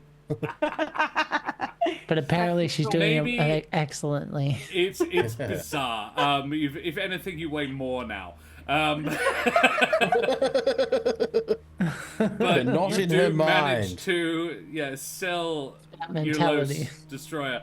Hey Maharishi, good to see you. Yeah, you managed to scramble up Jesus. one of the thicker strands of kelp. Selenox, yeah, you get about 30 feet off the ground and you can see mist as far as the eye can see, which isn't very far, about 30 feet. Oh, for fuck's sake. That, I know what Maharishi, you're is why I let her. Oh, Jesus. I'm just going to stay Make up there for a a while being perception check. annoyed.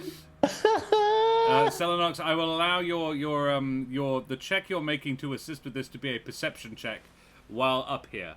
You've gone. I can Please definitely see what you roll were something attempting to high at achieve, some point. but 17. 17, Perfect. very well. Pumps it to 55, which makes it Jack.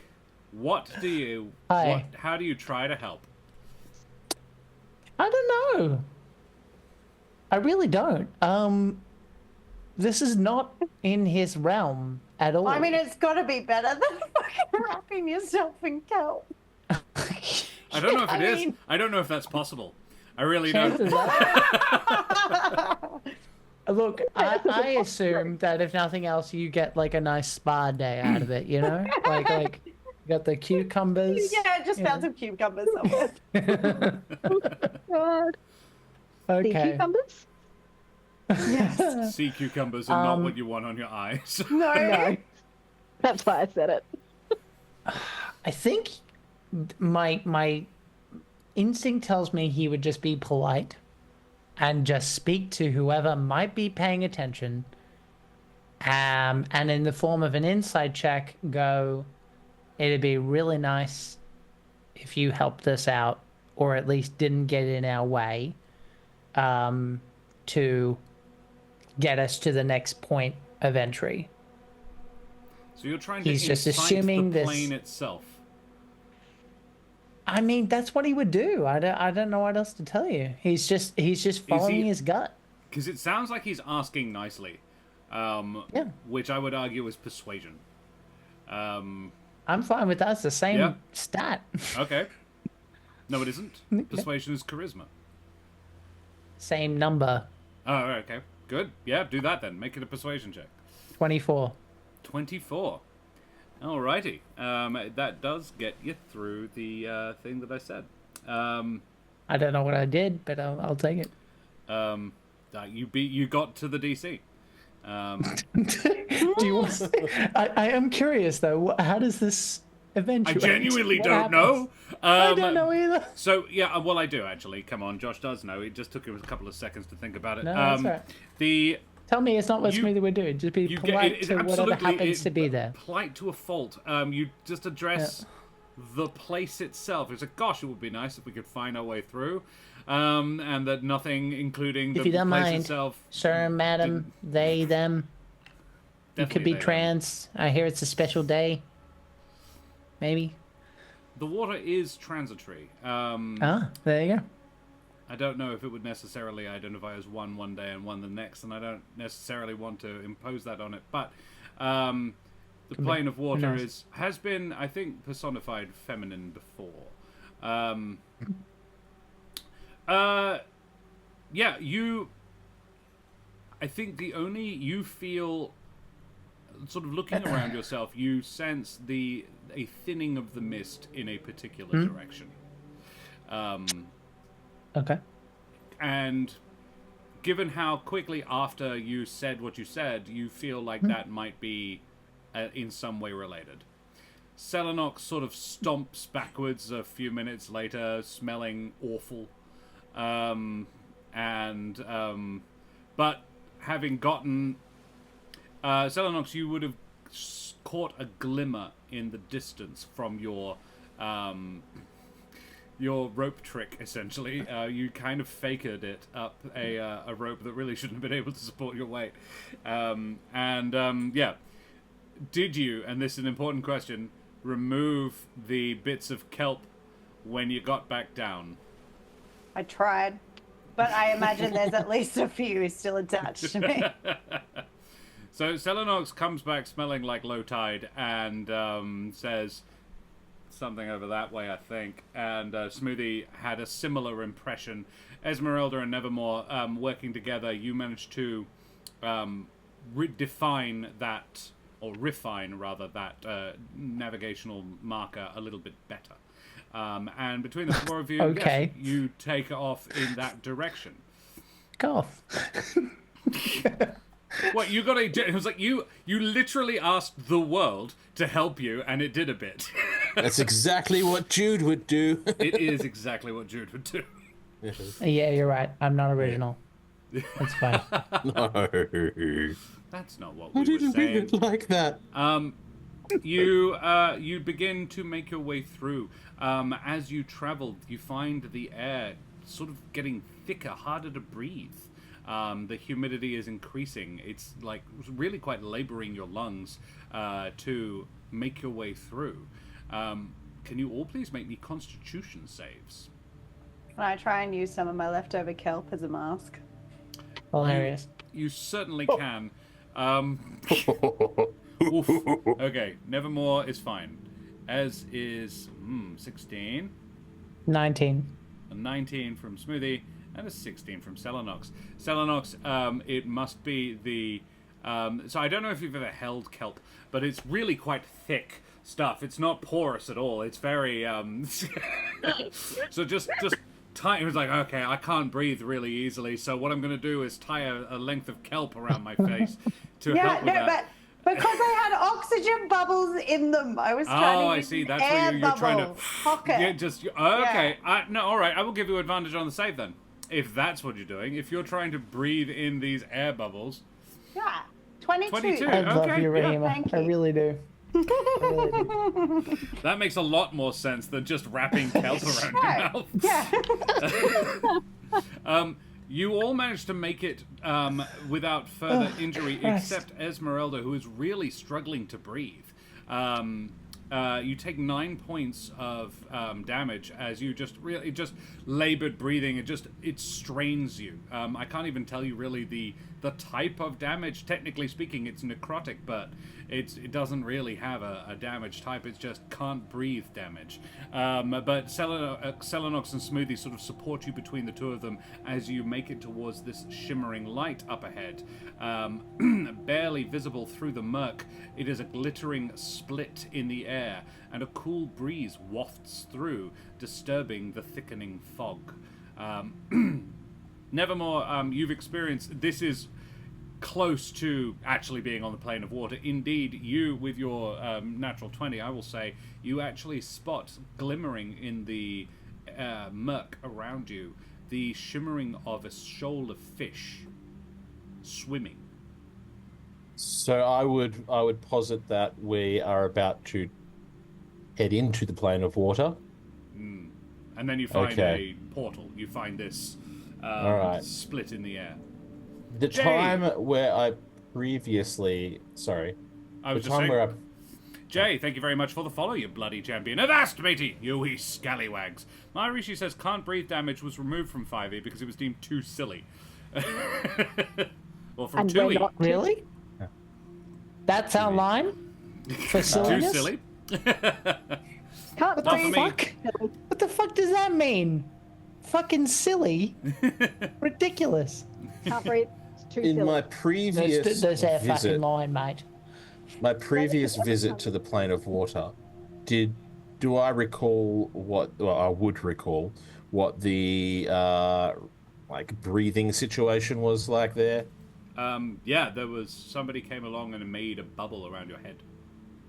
Okay, so we can't necessarily rely on that just suddenly happening A again. giant shark, as I recall. That's right, it was, wasn't it? Yeah, Yeah. I remember that. Yeah. Giant shark. I'm trying to remember what his name was. So,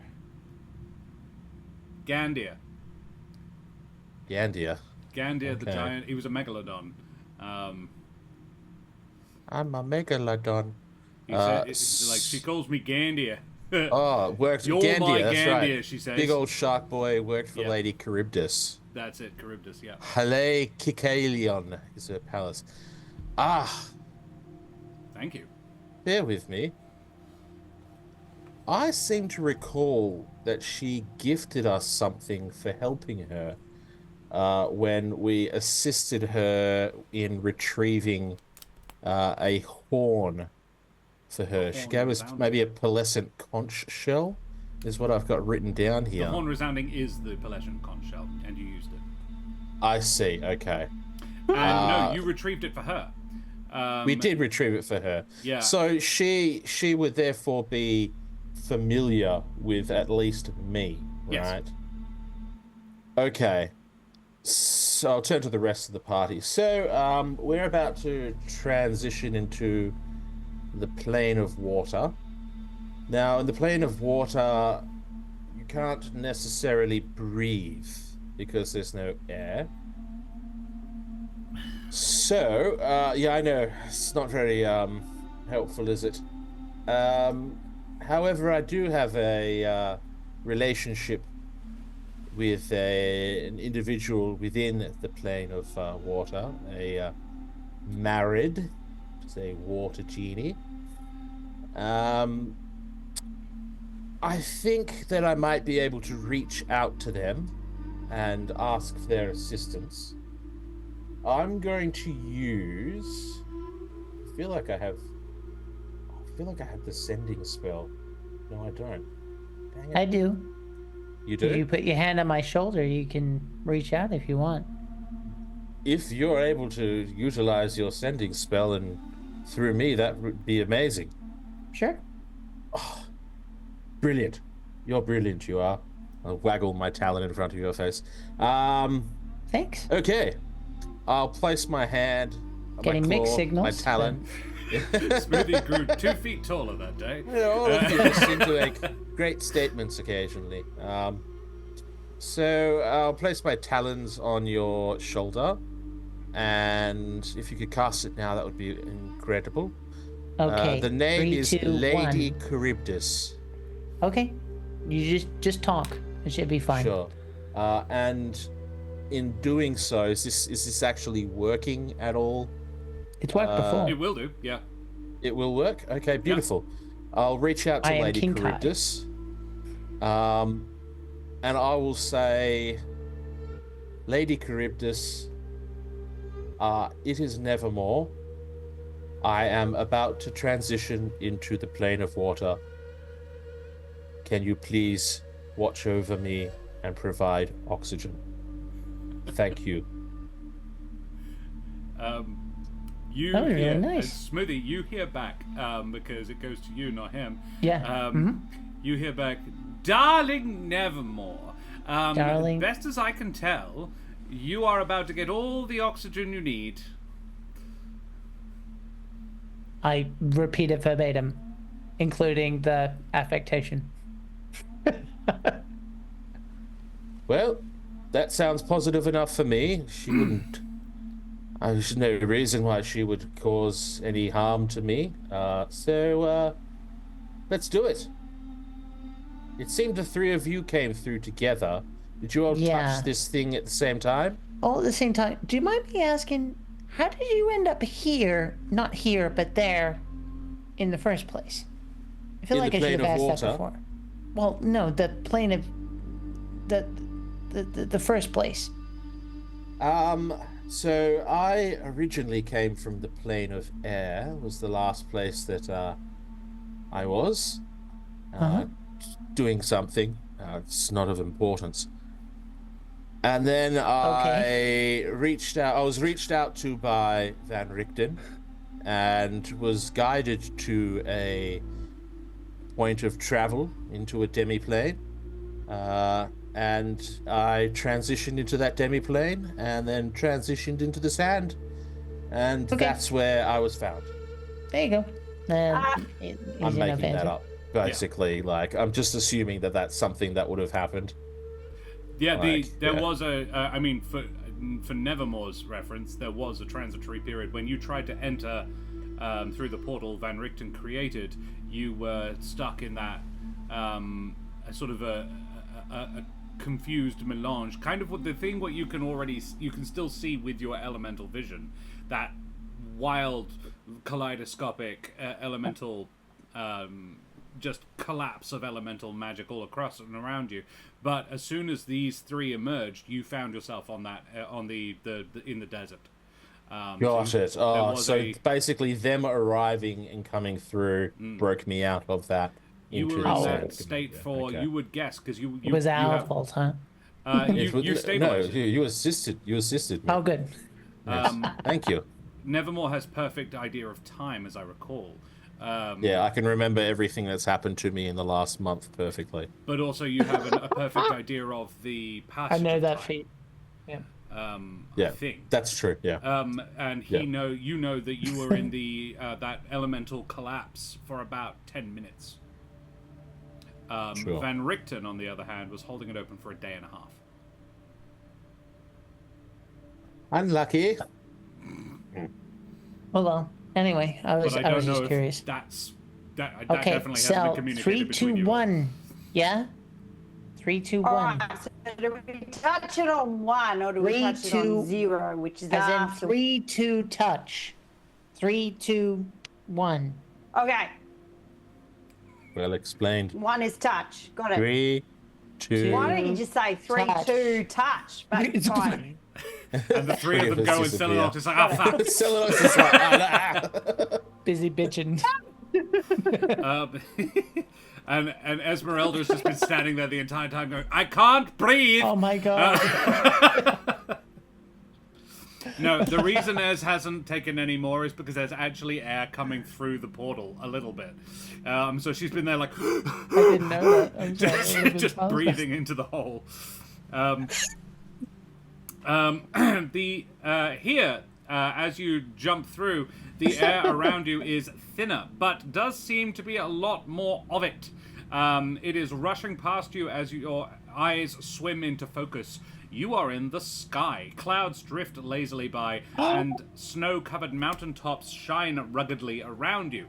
Beneath you, you can make out no ground, but a yawning expanse of sky suffused with a cool blue light. You're all up there. Esmeralda, this might be a bit of a trick for you to maneuver. You're falling. I want to be clear. You're all kind of falling.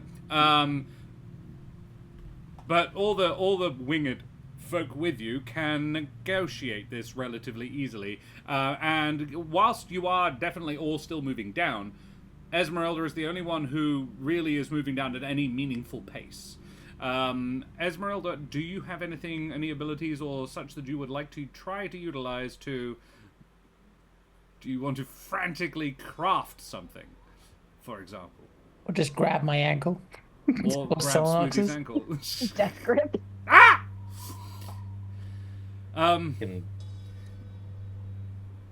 I could... Is there enough time for me to notice that is the situation? Esmeralda and is falling touch. faster than the rest of you, so you would see her Because we all touched this thing at the same time, right? Yeah. So presumably we come out within arm's reach of one another. Yeah. Oh. Yeah. And then the plummeting happens. Do I have the time to touch, cast, fly? Yeah.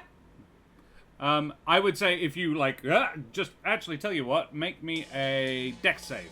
It's not a particularly high dex DC, save. but this is basically to react to catch her before 14. she falls. Yeah, 14 will do it. It basically, you see the others go up and catch themselves with their wings, and Esmeralda goes up and doesn't have wings and plummets like Wile E. Coyote, and you just go right and grab her, just sort of grab her, probably by an ankle. I'd like to think by the ear. Ear? Please, not the wrong ankle. Yeah, I was going to say. Ear then. Let's do that. That's amusing. Yeah, you kind of grab her by the ear. And there is a... yes. So you have an Esmeralda by the ear. And you cast... And then, I will cast fly. So you then have 10 minutes of fly. The pressure on your ear is very briefly quite excruciating, and then immediately drops off. As you actually now have the ability to navigate better than the others. They are falling. They are gliding, technically. Esmeralda is actually truly flying. You may be muted, Jack. I cannot hear you. It's cool, isn't it? Sorry.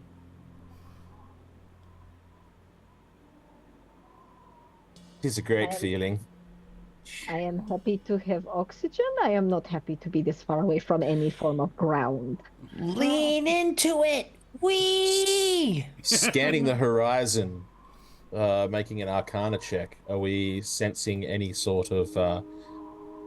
I believe, correct me if I'm wrong, Detect Magic's probably also still up as well. Still I think pinging so. 10 minutes. Yeah? Oh, Detect Magic is concentration. So for Ez, it would still be up. Yeah. For me, not, because I never cast it. No, you never cast it. And would I still be concentrating on that? It's Well, a maybe default not. thing I don't unless know. you choose not to. Yeah, you sure. can retain it. I mean, I feel like Ez would have retained it if she could. Ez took damage. Ez did take damage, so make the con save. True. I think that would be the only reason that she might have failed, is that she's been gasping for air. So yeah, make the con save.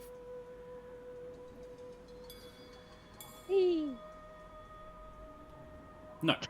No, it's No. gone. No, that's okay. There you go. Make an Arcana check, scan around to see if there's a direction we should be gliding in. Yeah, you can make an Arcana check. Everybody else, please make me perception checks. Can I make an acrobatics check to do some loop-de-loops as well? You don't even have to. You can make one just to determine how good they are. Do a barrel roll. Filthy I 20. am saving nothing. I rolled an 18 to keep up with them. So Right. because of course, if Selenox is showing joy after showing a chink in the armor, I'm gonna let her do it. Selenox gets a 22. Selenox is having the best time she's had all fucking day by the looks of it. I still beat them. I got an 18%. That's not important. Zero It's not G. important. Why did you bring it up? All right. I'm just being silly. Yeah. So Selenox got a Silly. 12 in perception. Arcana got a 20 for Arcana. Ez got an 11. Jack, how did you do perception-wise? Oh shit! I didn't realize. Sight. Yes. Okay. I got a 3 on the dice, but that's still pretty good. That's an 11. Yeah. 2 11s, a 12, and nevermore. Alrighty. So, yeah, you all just have a lovely time. You're all just chilling.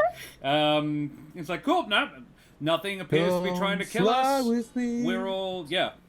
Nevermore does this big old swoop around you, just belting out an old hymn from Humblewood. It was actually a Jabin who had built himself his own set of wings, called Michel Bubelet.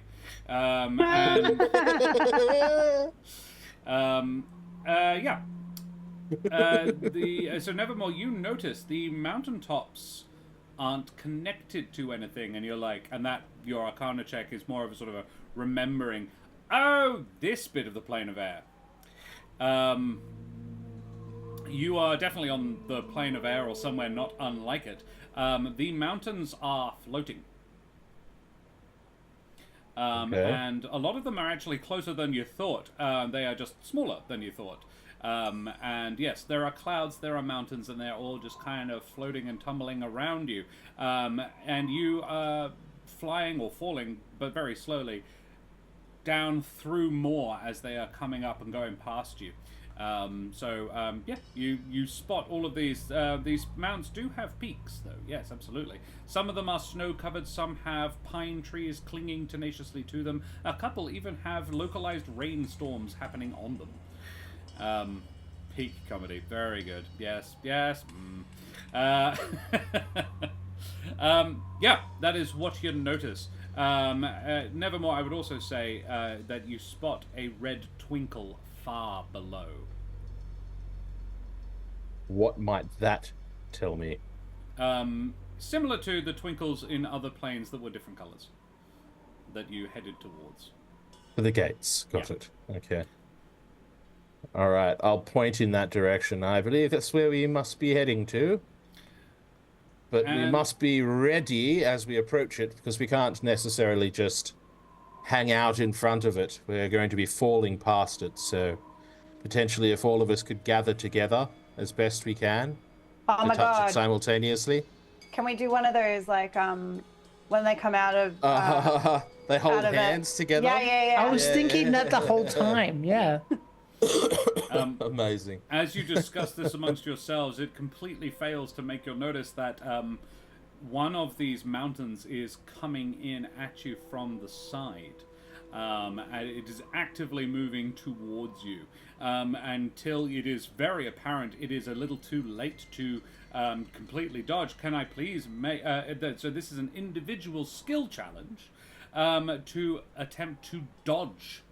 You are allowed to use whatever skills you like, but you can pick whichever one you want. You don't have to pick a different one from the others this time. Acrobatics. Acrobatics. For Smoothie, you can cast spells and things to assist if you want to as well.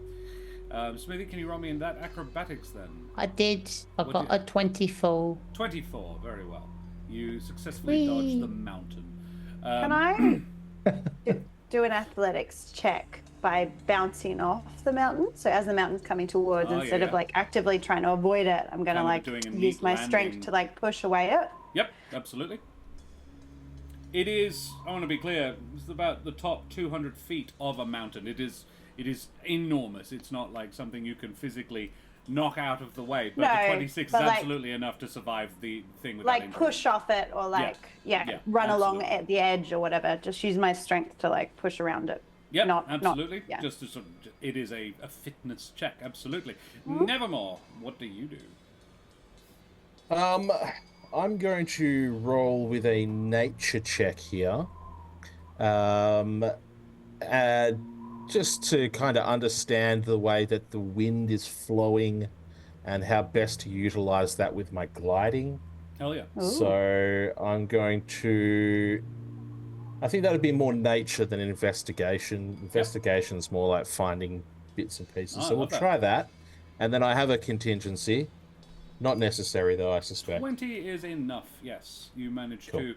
You just catch the breeze. Now, Esmeralda, you are actually capable of flight, so you have more ability to dodge this thing than others. What do you do?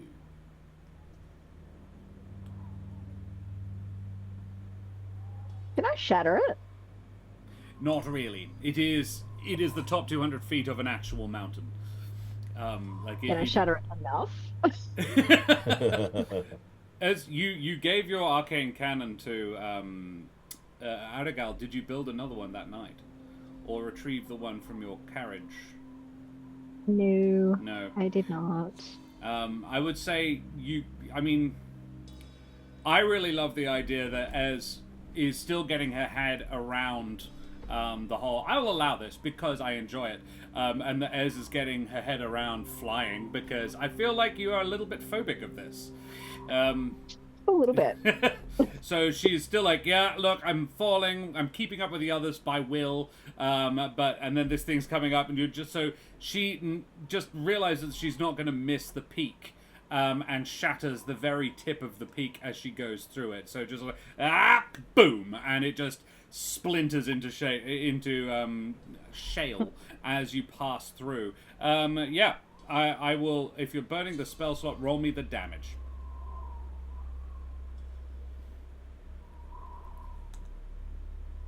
11. 11. Acrobatics? Nice. Acrobatics. 11 is more than enough to sort of make your way through that. Cool. You managed to continue falling, the group of you. Please make me perception checks. A little bit more aware, I suspect now, of what that this plane may not be as quite as benevolent as you may have once thought. 5, 11. Don't stop getting 11s. This is the third one in a row.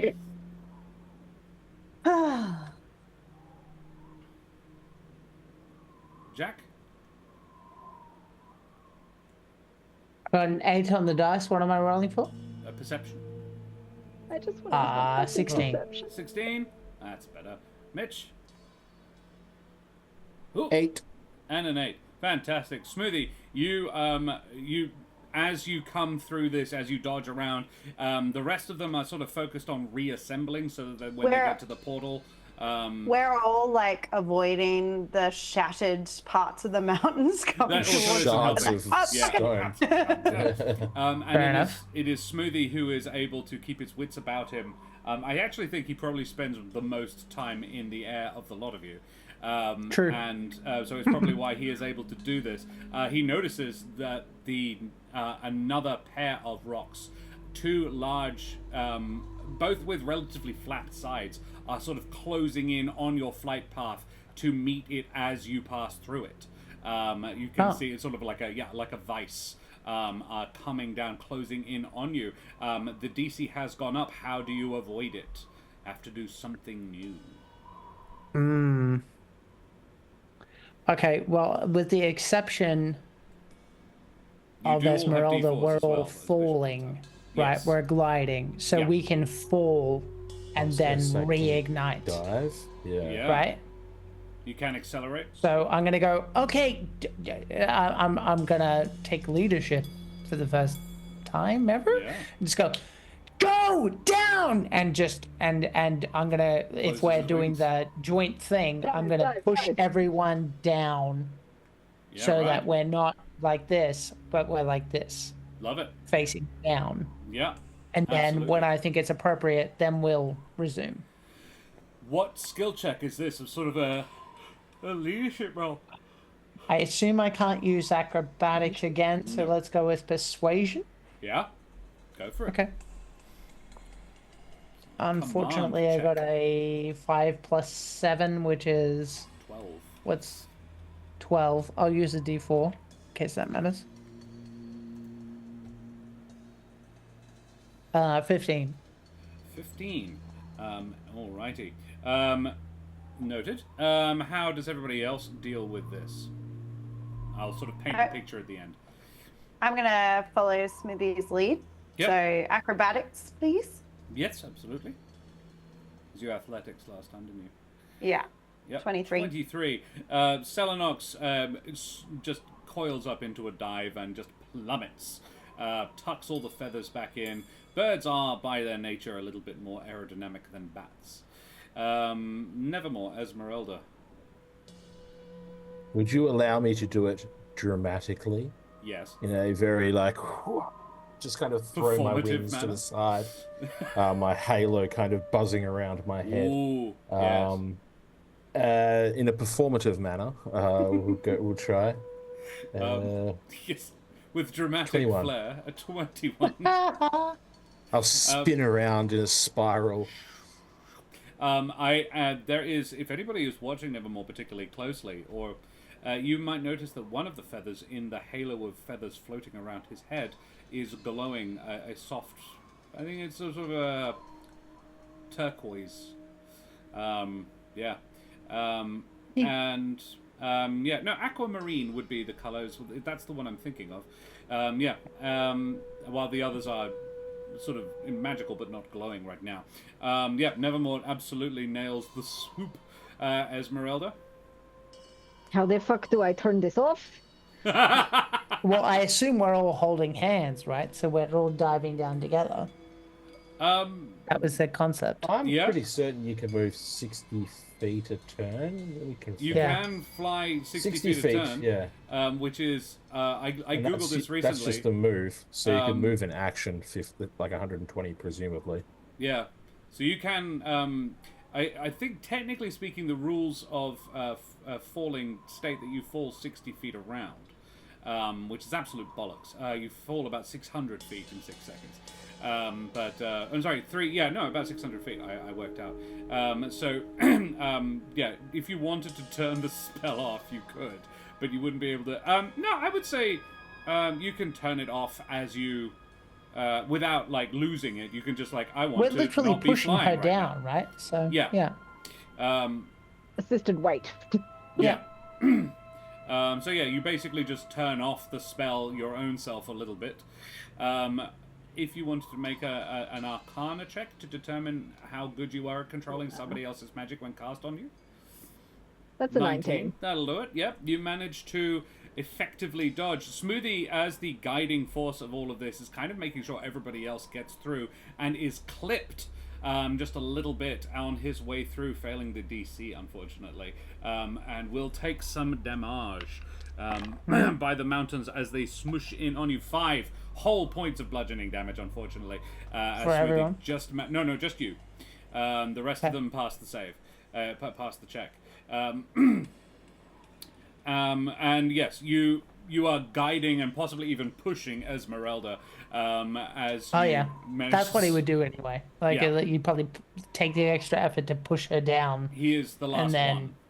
Get clocked. Yeah, just gets clocked in the side. One wing just gets tweaked. I don't think it's a full smush, but it is a ow, that hurt.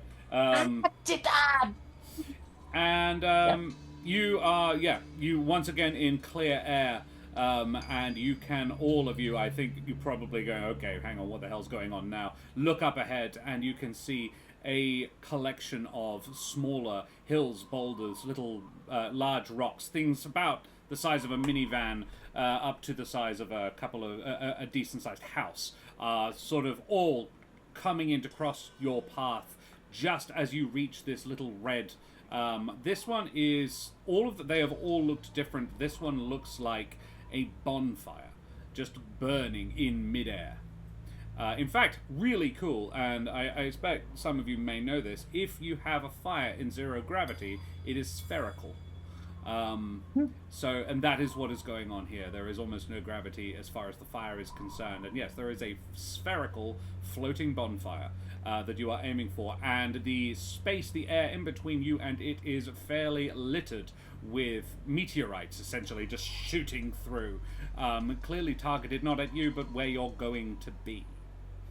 So final skill check. The DC has gone up again, but you can reuse your first one, not the last one, not the one you just did, but one of your previous ones, if you want to.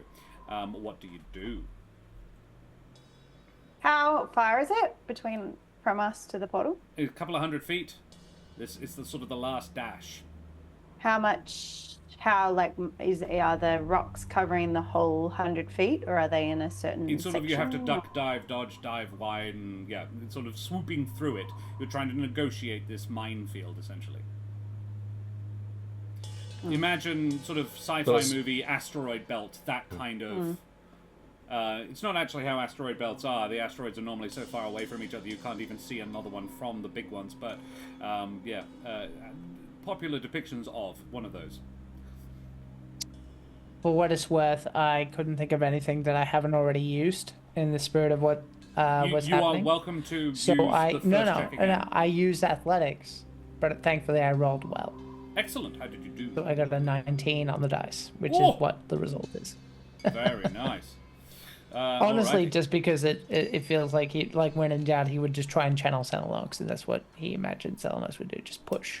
So that's what he Jack, does. yeah, please describe for me how Smoothie aims to do this. I would also state that remaining together in physical contact with each other would not be possible for this last bit. Not if you want to dodge stuff.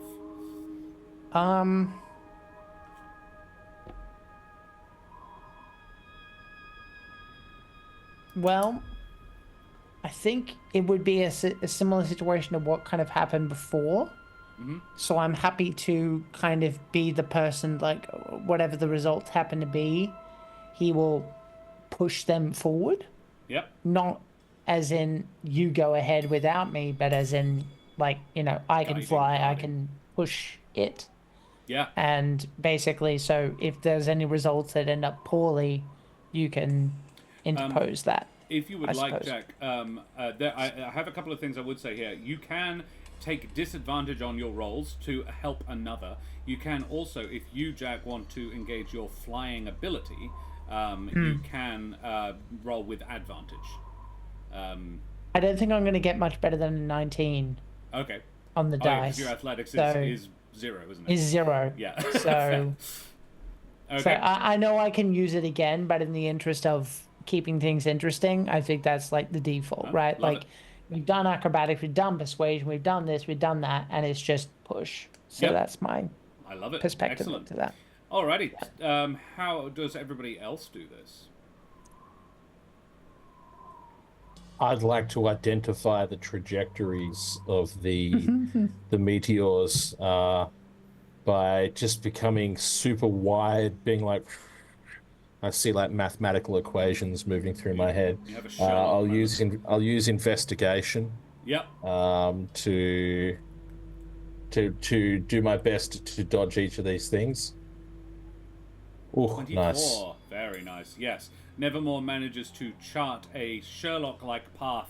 He Benedict Cumberbatches it through this. Still using my dramatic performance. Yeah. If anything, it's only gotten more dramatic. You hear, like, ha! And sort of like he's fencing with it. Thrust, parry, lunge. You're not yeah. getting it back from me. Cell, what do you do? Ez is just getting more and more pissed off.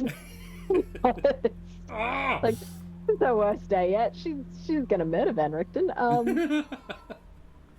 Honestly, the only thing she is like, the tether is like this at the moment for her losing her absolute ever-loving shit.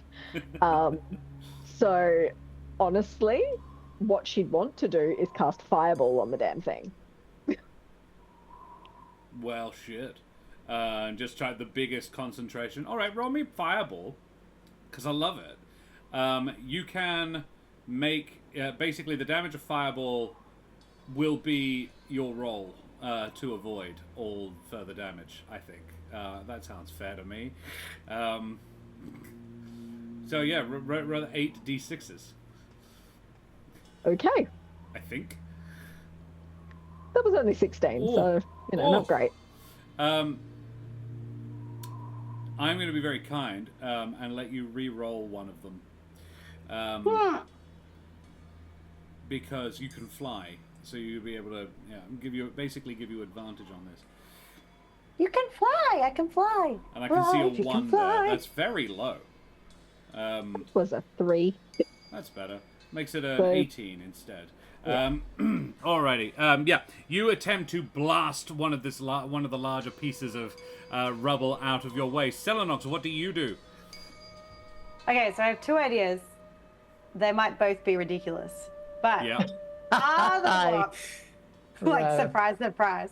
Are the rocks sentient in any way, shape, or form? Are you going to ask nicely? No, I'm going to intimidate the shit I'm out a- of them. I was going to say I'm emulating Selenox. mockery. Selenox is emulating me, but yes, no. Technically, No, sorry. no.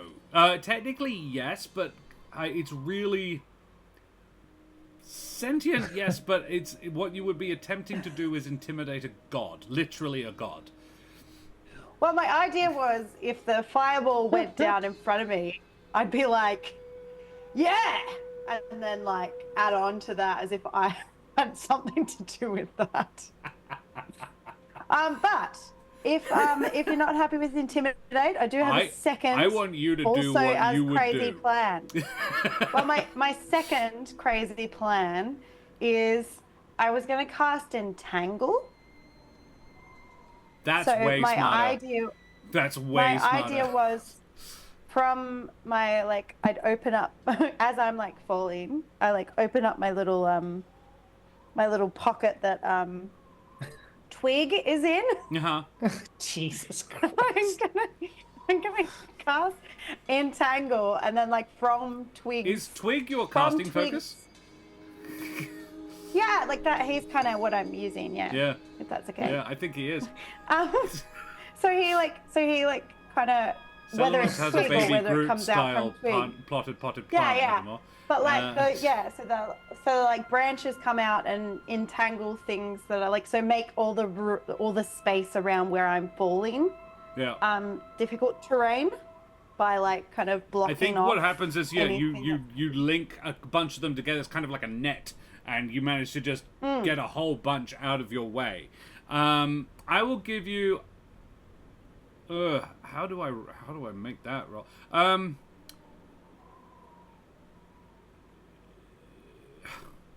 I love this idea. It's definitely advantage on a check. It would give you advantage on the roll. It was smart. But the thing is, that was smart. Cell is not.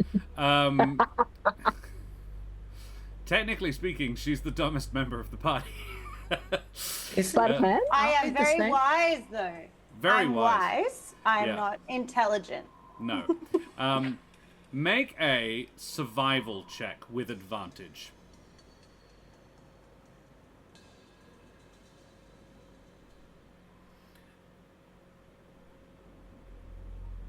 Oh, I'm gonna use my D4 as well because I got 11 and 2. I would 4. suggest not. Okay. The D4 won't help you. The DC Okay. went up. The last one was 18. Okay. Well, can I use my advantage then? You do 'Cause I have want it to inspiration, work. yeah. It's a really And good can I- idea. Can I use my inspiration because I already had advantage? Is that Yeah, acceptable? no, I'll allow you to. You can't re-roll them both, but you can re-roll one. Thank you. 18. Do you want to burn that D4? Oh, god damn it. Yeah, fine. Take it all. There you go. 3 more. So 3 is the 21. number you needed. Okay. Oh my god. Well, that's why we burned them. Because it was a really smart idea. I loved it. So yeah, you managed to. Esmeralda blasts a swath through the rocks, and then the decimated remainders. Selenox entangles to one side and just sort of forces them all to clump together. Smoothie and Esmeralda, unfortunately, are going to take a little bit of damage as you all plummet towards this this flaming hole in the sky. That's a 7 and a 9. So you are going to take 16 points of damage, Smoothie and Esmeralda, as you are just not able to dodge enough of these rocks, but not too bad as you plummet through. You do, however, manage to make it in pretty much the same time. There'll be like a second or two in between you all. But yeah, you all managed to touch the portal at the same time. Plummeting through the portal, you burst into the air a few feet above a beach. As you gather yourselves up, you find, except for Esmeralda, who still just sort of floats above this beach, the rest of you sort of shoot through and then make a graceful arc and land above or near the sand. As you gather yourselves up, you find you are on a lovely little coral atoll. Maybe an island, maybe 50 feet across, with a circular patch of grass in the middle, shaded by a couple of palm trees. The water washes gently up on against the shore, and the air is quite warm. The sea breeze is not as cooling as you'd like, and burning in the center of the grass is a campfire, the flames merrily dancing away.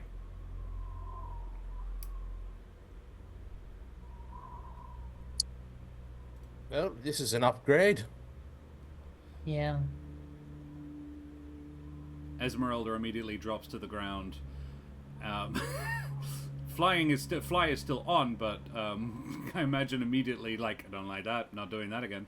Ground, and then falls to her knees and is like, I'm gonna stay here for like 5 minutes. You okay? Don't talk to me. First time is always got a thing. Just do this, okay? No. Breathe through your nose and pinch. Trust me, I know what I'm talking about in this case. Just do not talk to me for 5 minutes, please.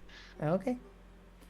The island sadly isn't large enough to storm off in any meaningful way. She's literally just kind of like sit there. Is the water just water? It looks like it. Does it drop away? Does it like drop away to, like, does the ground fall away, or does it literally just end at the edge of the shoreline and then just it's water? It's hard to see. You can see beach continuing, like sand underneath. Oh, okay. The so water it does go down underneath. Yeah. Okay, yes. It doesn't shelve off particularly quickly. All right. You would guess probably you've got at least another. If you walked out into the water, you could keep your head above water for at least 5-6 meters. Right. Well, this is suspiciously nice. There's no other islands nearby? No. Though if you do scan the horizon, you do see 5 equidistantly spaced around it, 5 little gleaming spots on the horizon. One purple, one light blue, one sort of aquamarine, one is bright yellow, and the other would be green. Oh, yes, for fuck's sake. When any of those colours mean anything I'm to mostly me? asking, Nevermore. Hmm? I'm sitting next to Esmeralda incidentally, just kind of being an emotional support dog, but not saying anything as requested.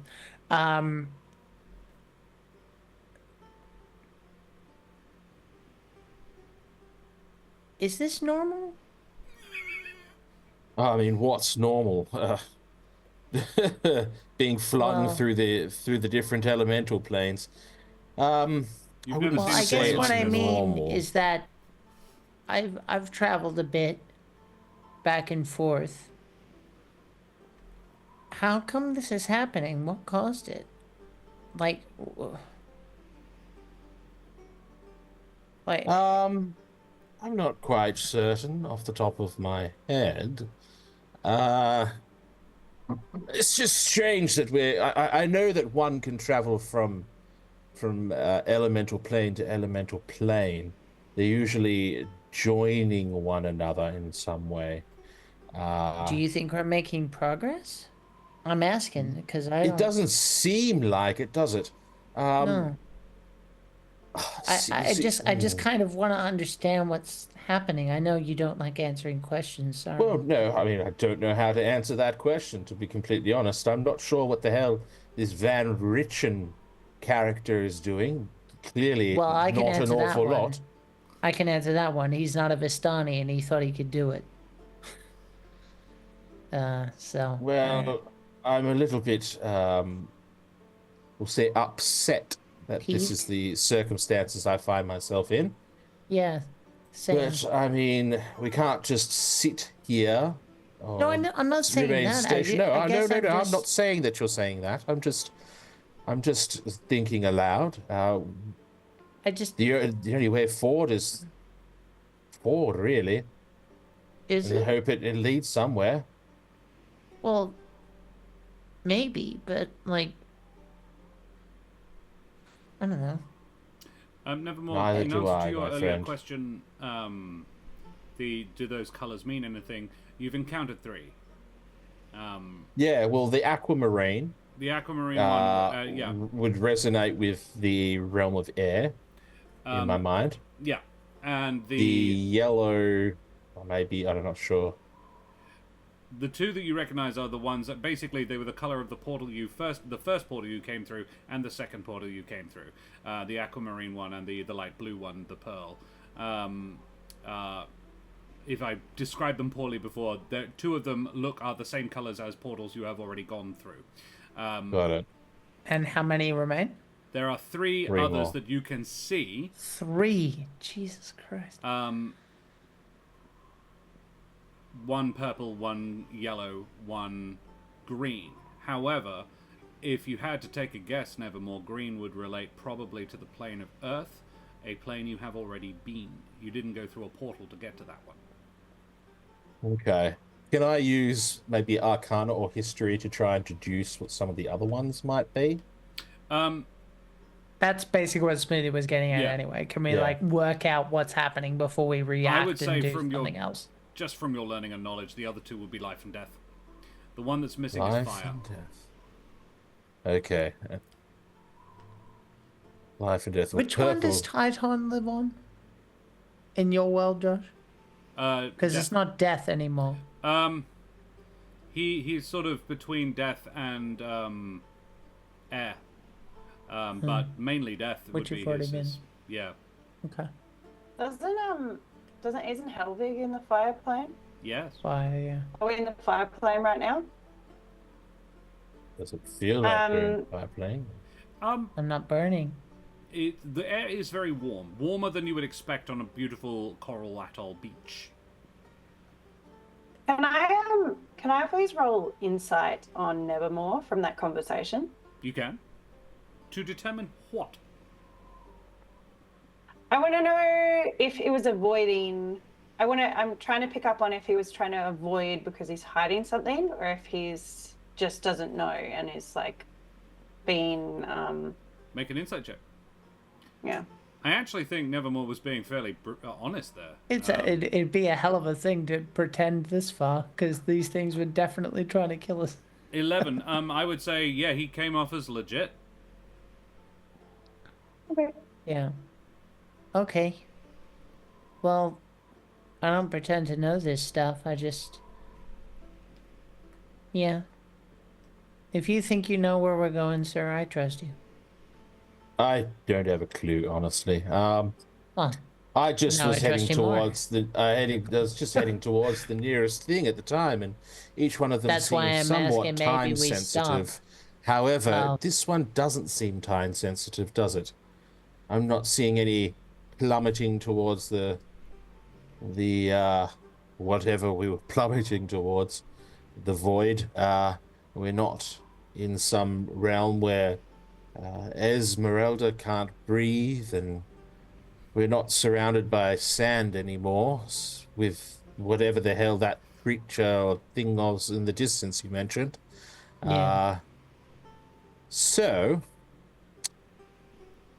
potentially there may be other portals around out of the line of sight. Would you all wait a few moments? I might cast Fly on myself and just kind of zip out over the waters, see if I can spot any more off in the distance. I am starting to run a little bit low on my magic supplies, but I am definitely capable of doing that at the very least. Well, you are still concentrating on Fly. If you asked, like, if you're wanting to conserve magic, I don't know if this is something you would consider doing, and I'm bringing it to Mitch, not Nevermore. Esmeralda does still have Fly cast on her. Yes, but if Esmeralda flies off, there's probably a range to my concentration, I would imagine. Like, or do I just kind of concentrate on the spell and... I don't know if there is a range on Fly if you're casting it on somebody else. I don't think so. Once you've cast it, I wouldn't rule so. Okay. Well, Esmeralda, how would you feel about using the spell that I currently have cast on you and flying out over the waters and kind of doing a little bit of a search of the perimeter to see if you can spot any other... Think about it like this. You can carry me. I've carried you lots of times. I think you owe me. I think I would rather eat my own foot, but I would also rather be home, so... Oh no, I'm a damsel. I will make you in distress in a moment. I can look lovely in a dress. hold the spell for 10 minutes, and it's been approximately... 2, 3. Let's say 2. Yeah. So try your best to be back within several minutes. As you can go to... You can make it to 2 of the portals that you can see. They're quite a ways away, about a mile each. But you can make it to 1, and if you're dashing, and you are quite good looking, so yeah, you can go that far, and then yeah, make me an investigation check, I think. I have a feeling, potentially in the direction of the yellow one. So you head out towards the yellow one. Because, well, I presume you do because Nevermore suggested it. Yeah, you head out towards the yellow one. The yellow one is pulsing. It's the light coming out of it is actually feels quite nice. You've never had, from all the other ones, you got nothing really. This one actually feels not unpleasant. Zipping across the waves, you find you are getting warmer. It is uncomfortably warm, like a sauna. As you get out this far, not humidity, it's dry heat, but it is very hot. I am humid now. Yeah, you're probably fairly dry. Yeah, your clothes have probably dried out in this heat. And yeah, you swoop past this one, make a sort of, if you're doing a sort of triangle, you head to one of the other ones nearby, you zip past the purple one, which feels very unpleasant to just be near, and then you fly back to the island. Probably 30 seconds to spare. She didn't spot any other portals off in the distances? Not beyond the ones that she had checked out.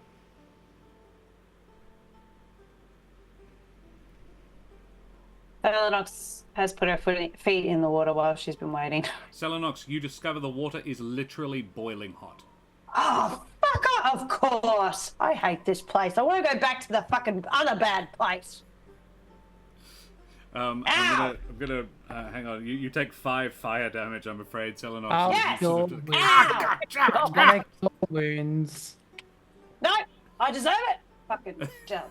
No. I'm almost at half my hit wouldn't points. Hold it against me if I did something like that. Come on. Yeah, it's enough. It's enough. Yeah.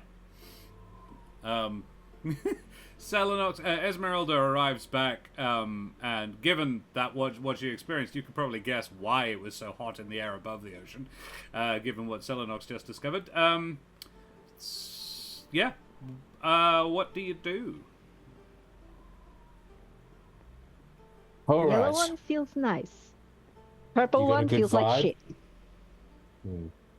Well, if I had to guess, I could say with certainty that aquamarine gives me a sort of plane of water feel, and pearl gives me a plane of air feel. Earth is kind of green. So purple and yellow would be death and life, and I would posit if you felt nice near life, then that might be the way to go. Really? But I guess the question is, how do we get there, and what will we find there? I ask you, DM, when I traveled to the plane of life, we just kind of set sail from a... You didn't on the travel material to the plane, didn't we? You didn't actually need to. Because that's when the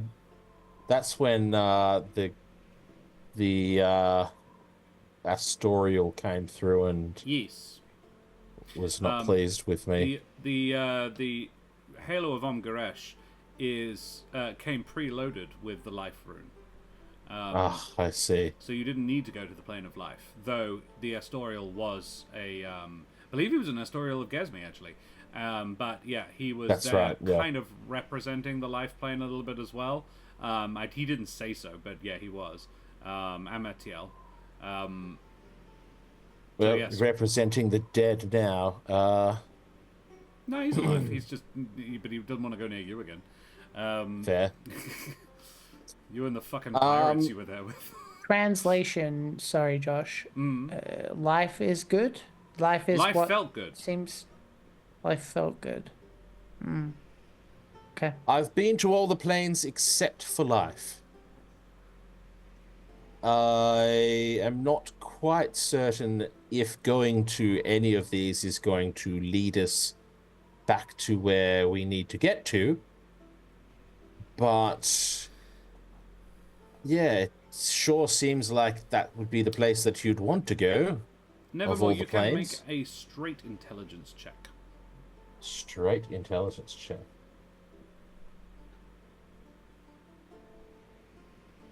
21. 21. Bit of logic percolates through your brain. You feel like the elements were trying to prevent you from getting where you were going.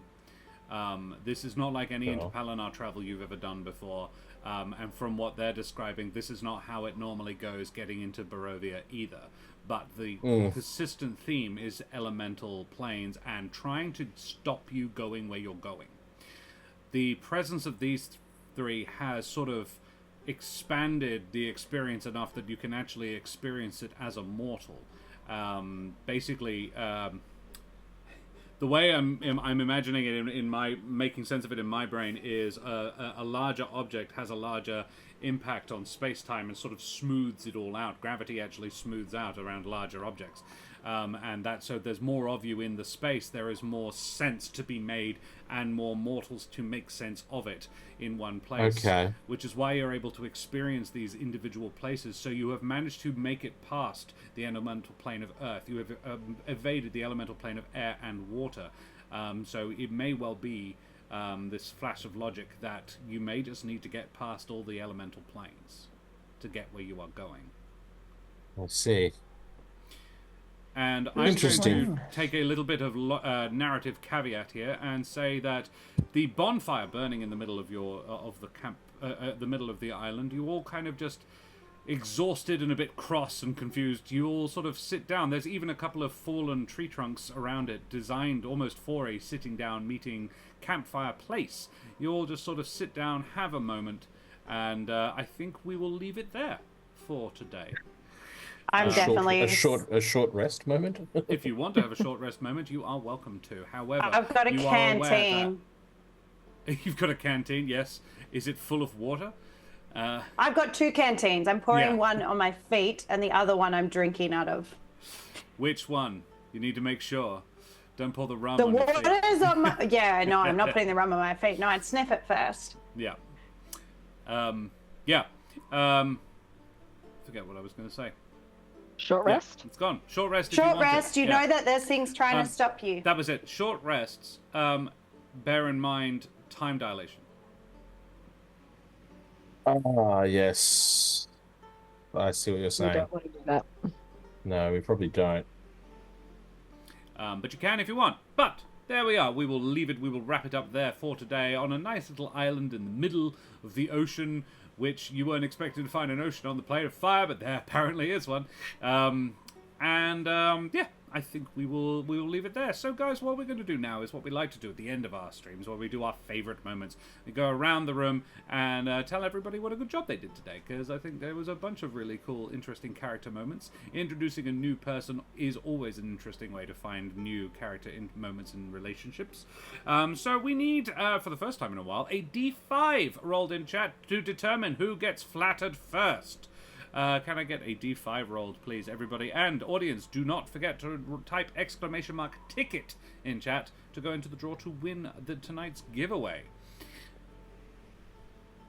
Chuck leaves it good. and make it tea. Chuck leaves in it. Oh, yes. Yeah, actually, that's a valid point. You can take the seawater and make tea out of it.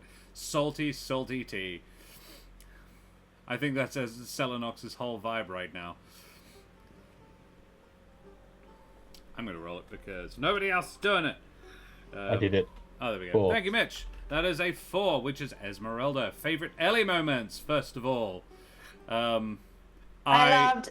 Oh, go for it. She beats me. I loved Esmeralda being so pissed off at Van Richten and all the various threats to Van Richten's life as you got more and more annoyed. Loved it. Yeah. I'm going to go with the decision that Esmeralda has a pretty serious fear of flying. That was mine too. Beautiful playing of the phobia was just great. Yeah, really enjoyed that. I enjoyed. It was early on when you'd gotten back to the tavern before I'd actually come in. Just one of the things that you said was I'm going to need 17 baths. I don't know why, but that just that just stuck in my head as a cool little statement. It was not just like I'm going to need a bath. I'm going to need 17. For clarity, but yeah, I approved heavily of the annoyance at Van Richten as well. Yep. Yeah. Yeah. For clarity, Mitch, Ravenloft was on Esmeralda about ankle deep in blood. Ooh. Yeah. 17 baths. Okay, yeah, fair call. Yeah. Most of the furniture had real fur. It sticks to the fur. Said. Yeah. Yeah. Favorite self, Ellie? Ooh. I'm gonna say it was casting Fireball, to be honest. Because that felt like a very she's done. She's done. No more. Blow it up. Yeah. We're done. Solid. It always a good day when you can cast Fireball. Exactly. With no repercussions. Nothing bad happened, apparently. I also quite liked it early on when Smoothie said, you go ahead, I'll Smoothie said I'll talk to her, and Ez was like, yeah, okay, just sort of fair enough, you go for it. That division of labor was nice to see. Ez was like, yeah, no, you take this one, kid, you got it. Was nice. Tony rolled 1, which is me, which is irritating. Thank you, Tony. So we now, unless anybody else has any other favorite Esmeralda moments, we will now talk DM favorite moments. I'll think of more Ez stuff later, but that's all I got. No, fair enough. The intro song. And Joe, diddle Brits. That was definitely that was one of your top ones for sure. And you've had some pretty incredible intros over the years. The songs and are it has been years relatively new thing. Getting Mitch involved quickly was good. I think. Yeah, I didn't feel like I was sitting there for ages, which was nice. Yeah. So. No, and thank you to everybody else for sort of moving along with that as well. Often we do have a bit of downtime talking as well, but I feel like everybody's fucking exhausted and just was like, I'm just going to go to sleep. So yeah. I enjoyed the portal and Van Richten being like, go through the portal and then you'll be able to come straight out the portal. And then you went through the portal and you were like, you turn around, there's no portal. There's no portal. I enjoyed that moment. Of course there's no fucking portal. Of course. I freaking called it. Yeah. Jack knew. Oh. But looking at it, I was like, well, narratively, no. I wonder that's what's not gonna what's going to happen. I like the descriptions of the planes that we were kind of drifting through, and the challenges that we've had to kind of go through in there. That seemed like really fun planning. Thank you. Despite the fact it was gradually pissing our characters off, but it was really fun as a player to be like, oh, this is fun. I'm so glad Ro put Cell's feet in the water. I'm so glad. I was like, come on, someone do it. Someone do it. You're welcome. And I love that specifically you said puts feet in, not dives in. I was like, ooh, that's a lot of damage. No. Bishop Blood says the return of Willem. Of the water. And Lady Charybdis. Oh yeah. Yeah. There's some deep pulls now because I'm having to go back. I don't even have the notes from those sessions anymore. Yeah, I'm literally like scrolling through my 40-page Word document going, oh yeah, this season 3, episode 8, we went to such and such place. So I've done some pretty intensive note taking, so that was really handy to draw back up on. Like, I've written down Heraclean because I'm like, thank God. I didn't have that written down. I don't know what I meant by it. I imagine I Googled a translation of something 3 years ago and something. Yeah, absolutely. I think my favorite me moment was, devising something that would be inconvenient and difficult to get through, but also I think I made it the objectives relatively clear. I can understand why you get to place number 4 and you're like, are we just going in fucking circles? Yeah, you're close. Don't worry, you're getting there. But yeah, I felt that flowed quite well. I quite like coming up with loads of different things to do and ways to challenge you. Yeah, thank you. The Earth Room was cool to see again. Yeah, it's neat because you've got nearly 200 episodes, so there's a fair amount of just established lore that I have to rely on as well, and as long as I can remember it all. The catch. Oh wow, she's back early. It's Mummy. Alrighty. Well, that's me thoroughly flattered. Thank you very much. Let us talk somebody else. That's Mitch. Favorite Mitch moments. That's a Van one. Richten. Van Richten. And the commitment to it as well. Every time he said his name, Van Richten. I loved it. Yeah, leaning in. It had nothing to do with me not actually knowing how to pronounce his name. but as soon as I realized it was wrong, I'm like, well, I'm sticking with that. Yeah. That's like my whole character premise. Yeah. As soon as you said that, I was like, fuck yeah, and then the big introduction and stuff, and I was like, oh. Maybe I'm not as cool as this guy. I was like, the various uses of flying for me, that was cool. That was very helpful. Yeah. I really liked there was a moment for every single other character where Nevermore wasn't a dick, where Nevermore flattered them. That was smart. That was cool. Well done. Thank you for stopping me there. Thank you for stopping me falling. Like he's already. It's not a deliberate attempt to ingratiate, but he does acknowledge when someone does well as very much points out when somebody falls short. And yeah, that was just cool to see, and that's such a good way to build relationships. Is in a meta way, but also in a really good character way. It was very cool. I just love the bravado. Just the whole like, I am him. I'm the person you've been waiting for. This is me, and the fun has arrived. The hero of Alderheart is here. Yeah. Yeah, I think. Oh, cool. The beginning intro with the the hero of Alderheart, and we were like, "Do you always never heard of it announce that?" And you're like, "Why wouldn't I?" You would too if you had one. Yeah. Previous owner of a lake with a boat. We should just keep adding to your titles as this goes along. Yeah. So as we go, you've got different ones, and we just continuously muck them up every time. Fuck yeah. Bishop Blood trying to talk to Irilaf. Yeah. Yeah, that's. There are reasons. I promise. Favorite self-match?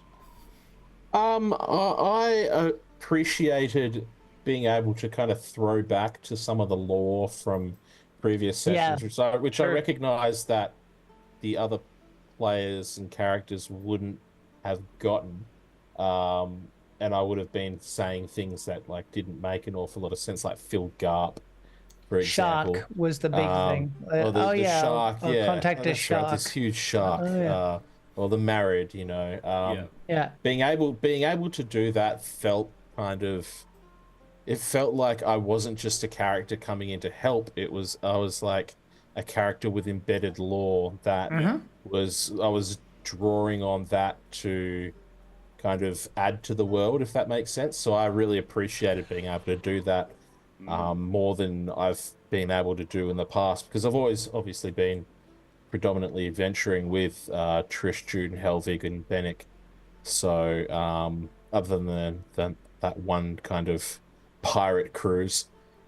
But yeah, like, you know, they're all, at least this time, they're all kind of familiar with who Nevermore is to a certain degree. So to be able to draw on that was really fun.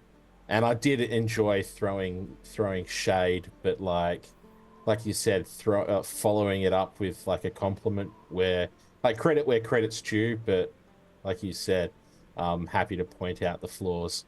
Like, I'm not sure Selenox can dance, like stuff like that. Right. Not like that. So, yeah, it was thoroughly enjoyable to get back into the saddle, so to speak. I sense a dance-off approaching. Oh. That is good to watch, but not Me and you. participate. Because I have quite a high performance. Ez is the one that doesn't dance. Ez is gonna dance with us when we make it a Ez nicer did place. dance, you just didn't see it. Yeah. I am the only one who knows. and woe betide you if you tell anybody. No, I'm not saying shit. I like my life.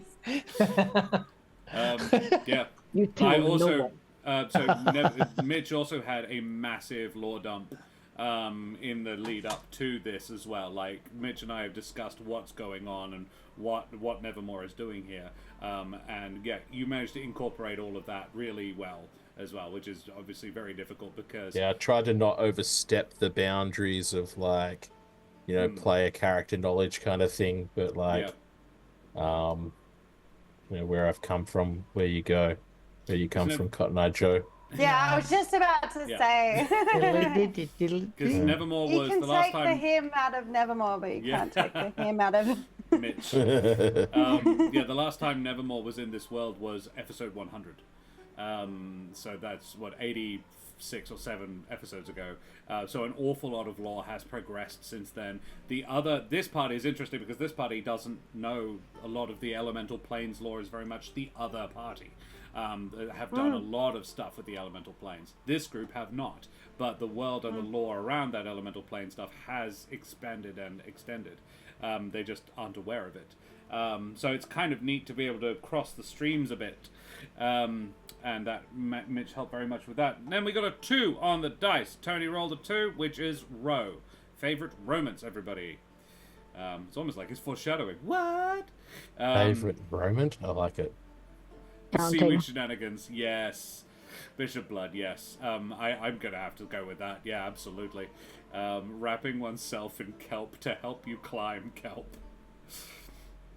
Gotta become one with the kelp. Yeah. Yep. I am a girl. I gave. I liked there was a little soft side of you earlier into the session where you'd been utzing the tree, uts, and you know, there was clearly some concern there from Smoothie, and just something you said, which was just give me some space, kiddo, I'll be all right. That kind of, it was almost like it felt slightly parental, like, or in a sense of like, you know, it's fine, kid, don't worry about it, I'm fine. I don't know, there was like a slight break in that what seems to be a consistent, like, hard-ass facade. So it was kind of slightly heartwarming to see that.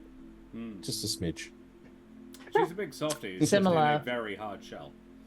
Yeah. Similar kind of thing, which was A hard-boiled shell. you know, like that conversation was again, it's an evolution of the thing.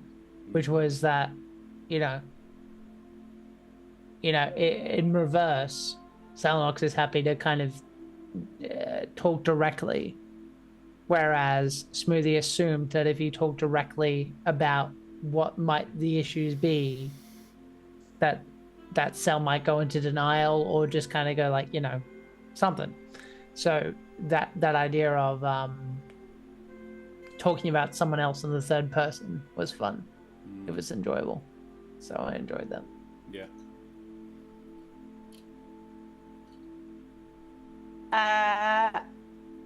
I liked playing with the like the kind of coming out at the beginning and having that like lost moment for Selenox, and then playing with putting back up her normal like everything's fine, kind of like doing loop-de-loops and stuff. Like obviously she's not past that, but I was enjoying kind of like just being like, oh, put it back in the box. You had your moment, put it back in the box, and then go and do the thing. It's fun to play with. Absolutely. I liked the counting and Bishop Blood. And my I thought the counting, yeah, the counting, all of the bullshit. The counting was fun. Hilarious. And yes, as Entangle Bishop was Blood fun says, as the well. Entangle was very good. I was like, that is such a good idea. I am really sad that the rolls just aren't matching it. But we got there.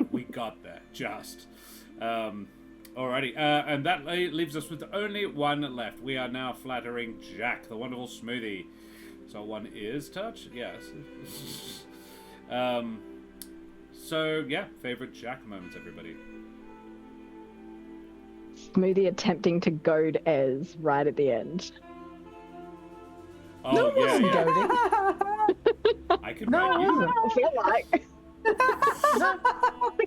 No, he's just confident are you on in me? something for once, which you're probably not used to.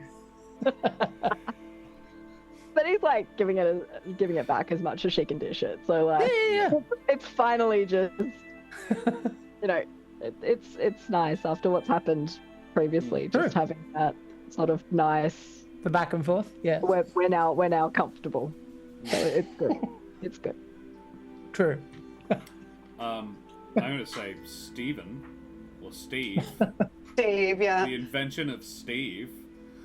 This other guy that you apparently all know. What's fun is that Bronze homunculus servant is called Stephen. And it's a walking deep fat fryer with a shotgun strapped to the side of it. It's a thing. Currently, it's containing Julio's girlfriend's soul. It's a whole thing. Well, you need somewhere to put it, and they don't have another Helvig body, so yeah. Anyway, Jesus Christ. Stephen is from Heart of Darko, yes, that's why. Yeah. I really enjoyed Steve as well, and I'm not sure if this was deliberate, Jack, but I enjoyed the fact that Steve and Selenox enjoyed this as well. That Steve that you were describing was just as much Smoothie as it was Selenox. And that was kind of what I don't remember. Like, what do you mean? Snapped out of it. Like in terms of the like, oh yeah, this Steve who's like got all this stuff and keeps taking more stuff on their shoulders, and they're like, yeah, the way that you were describing it was like it's exactly what Smoothie does as well. That's true. I never thought about it that way. I love this interpretation that no, he didn't intend that. But it absolutely is the case. Yeah, well, and that's why, like, from Selenox's perspective, it was like that was kind of what snapped her out of it, because it was like a funny kind of moment, because she was like, "You don't see it, do you, kid?" Like she didn't say that, but like it was, like it's just as much him as it is her. Yeah. Sure. Yeah. Love it. I liked the use of insight to reason and plead with the plane of mist as a it's very difficult when you have to try and come up with something and you're looking at your skills that have bonuses and you're like, oh shit, like what am I gonna use? Mm-hmm. and then you come up with something. You're like, oh. So, I liked that. That was very creative. So, It was in character. That's all I'll say. Yeah. Well, I won't say it was the most smart solution, but it's what he would do. So. Yeah. Dancing to avoid the sinkholes, says Bishop Blood, which I think is also a very valid point. True. Yep. Doing a Fremen sandwalk. Yeah. Yeah. It seemed appropriate. Oh, it was absolutely a Shai Hulud that was hunting you. Yeah. Uh-huh. and I'll also say as well, it was a cool and change, kind of like similar to Selenox, in the sense that there was a change in character where you took the lead when we were plummeting through the plane of air, and there was just this moment where you were like, this is what needs to happen.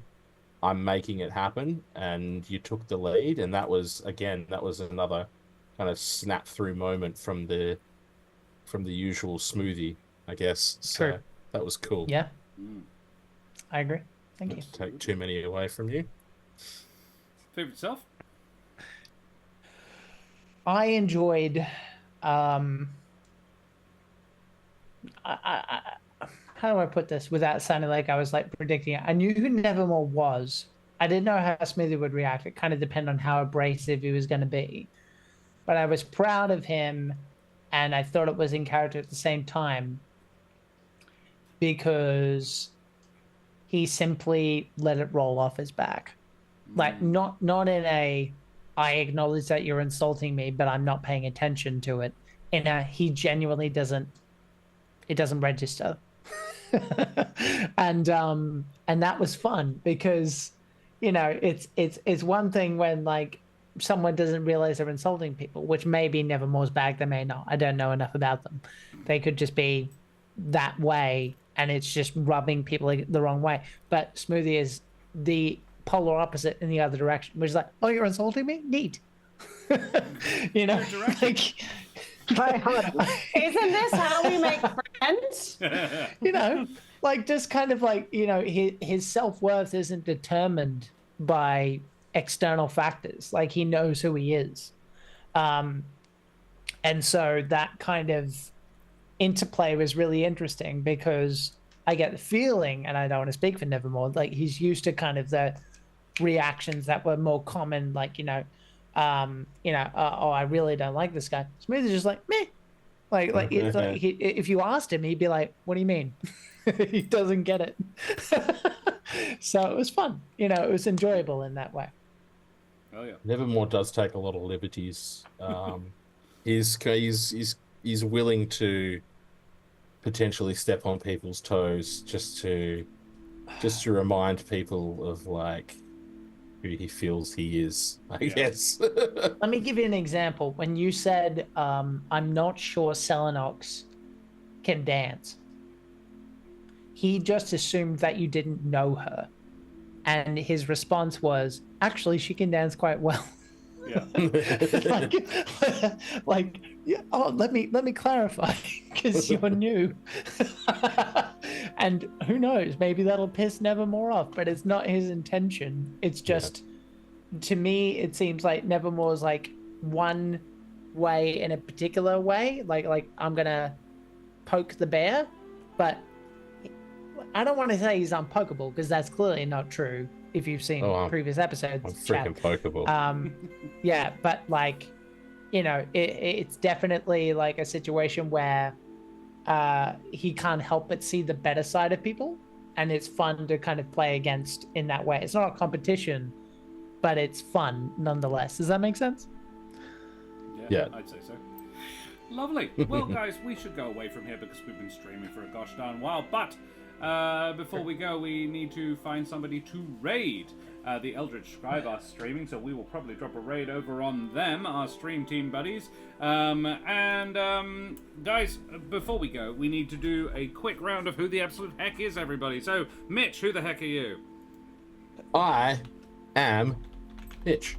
Thank you very much, everybody, for thank you everybody for being here this evening, for as long or as little as you have been. Appreciate the love in the chat. It's been an absolute pleasure being back under the guidance and DMing of Josh the Pirate, who is, and I don't say this lightly, my favorite ever DM.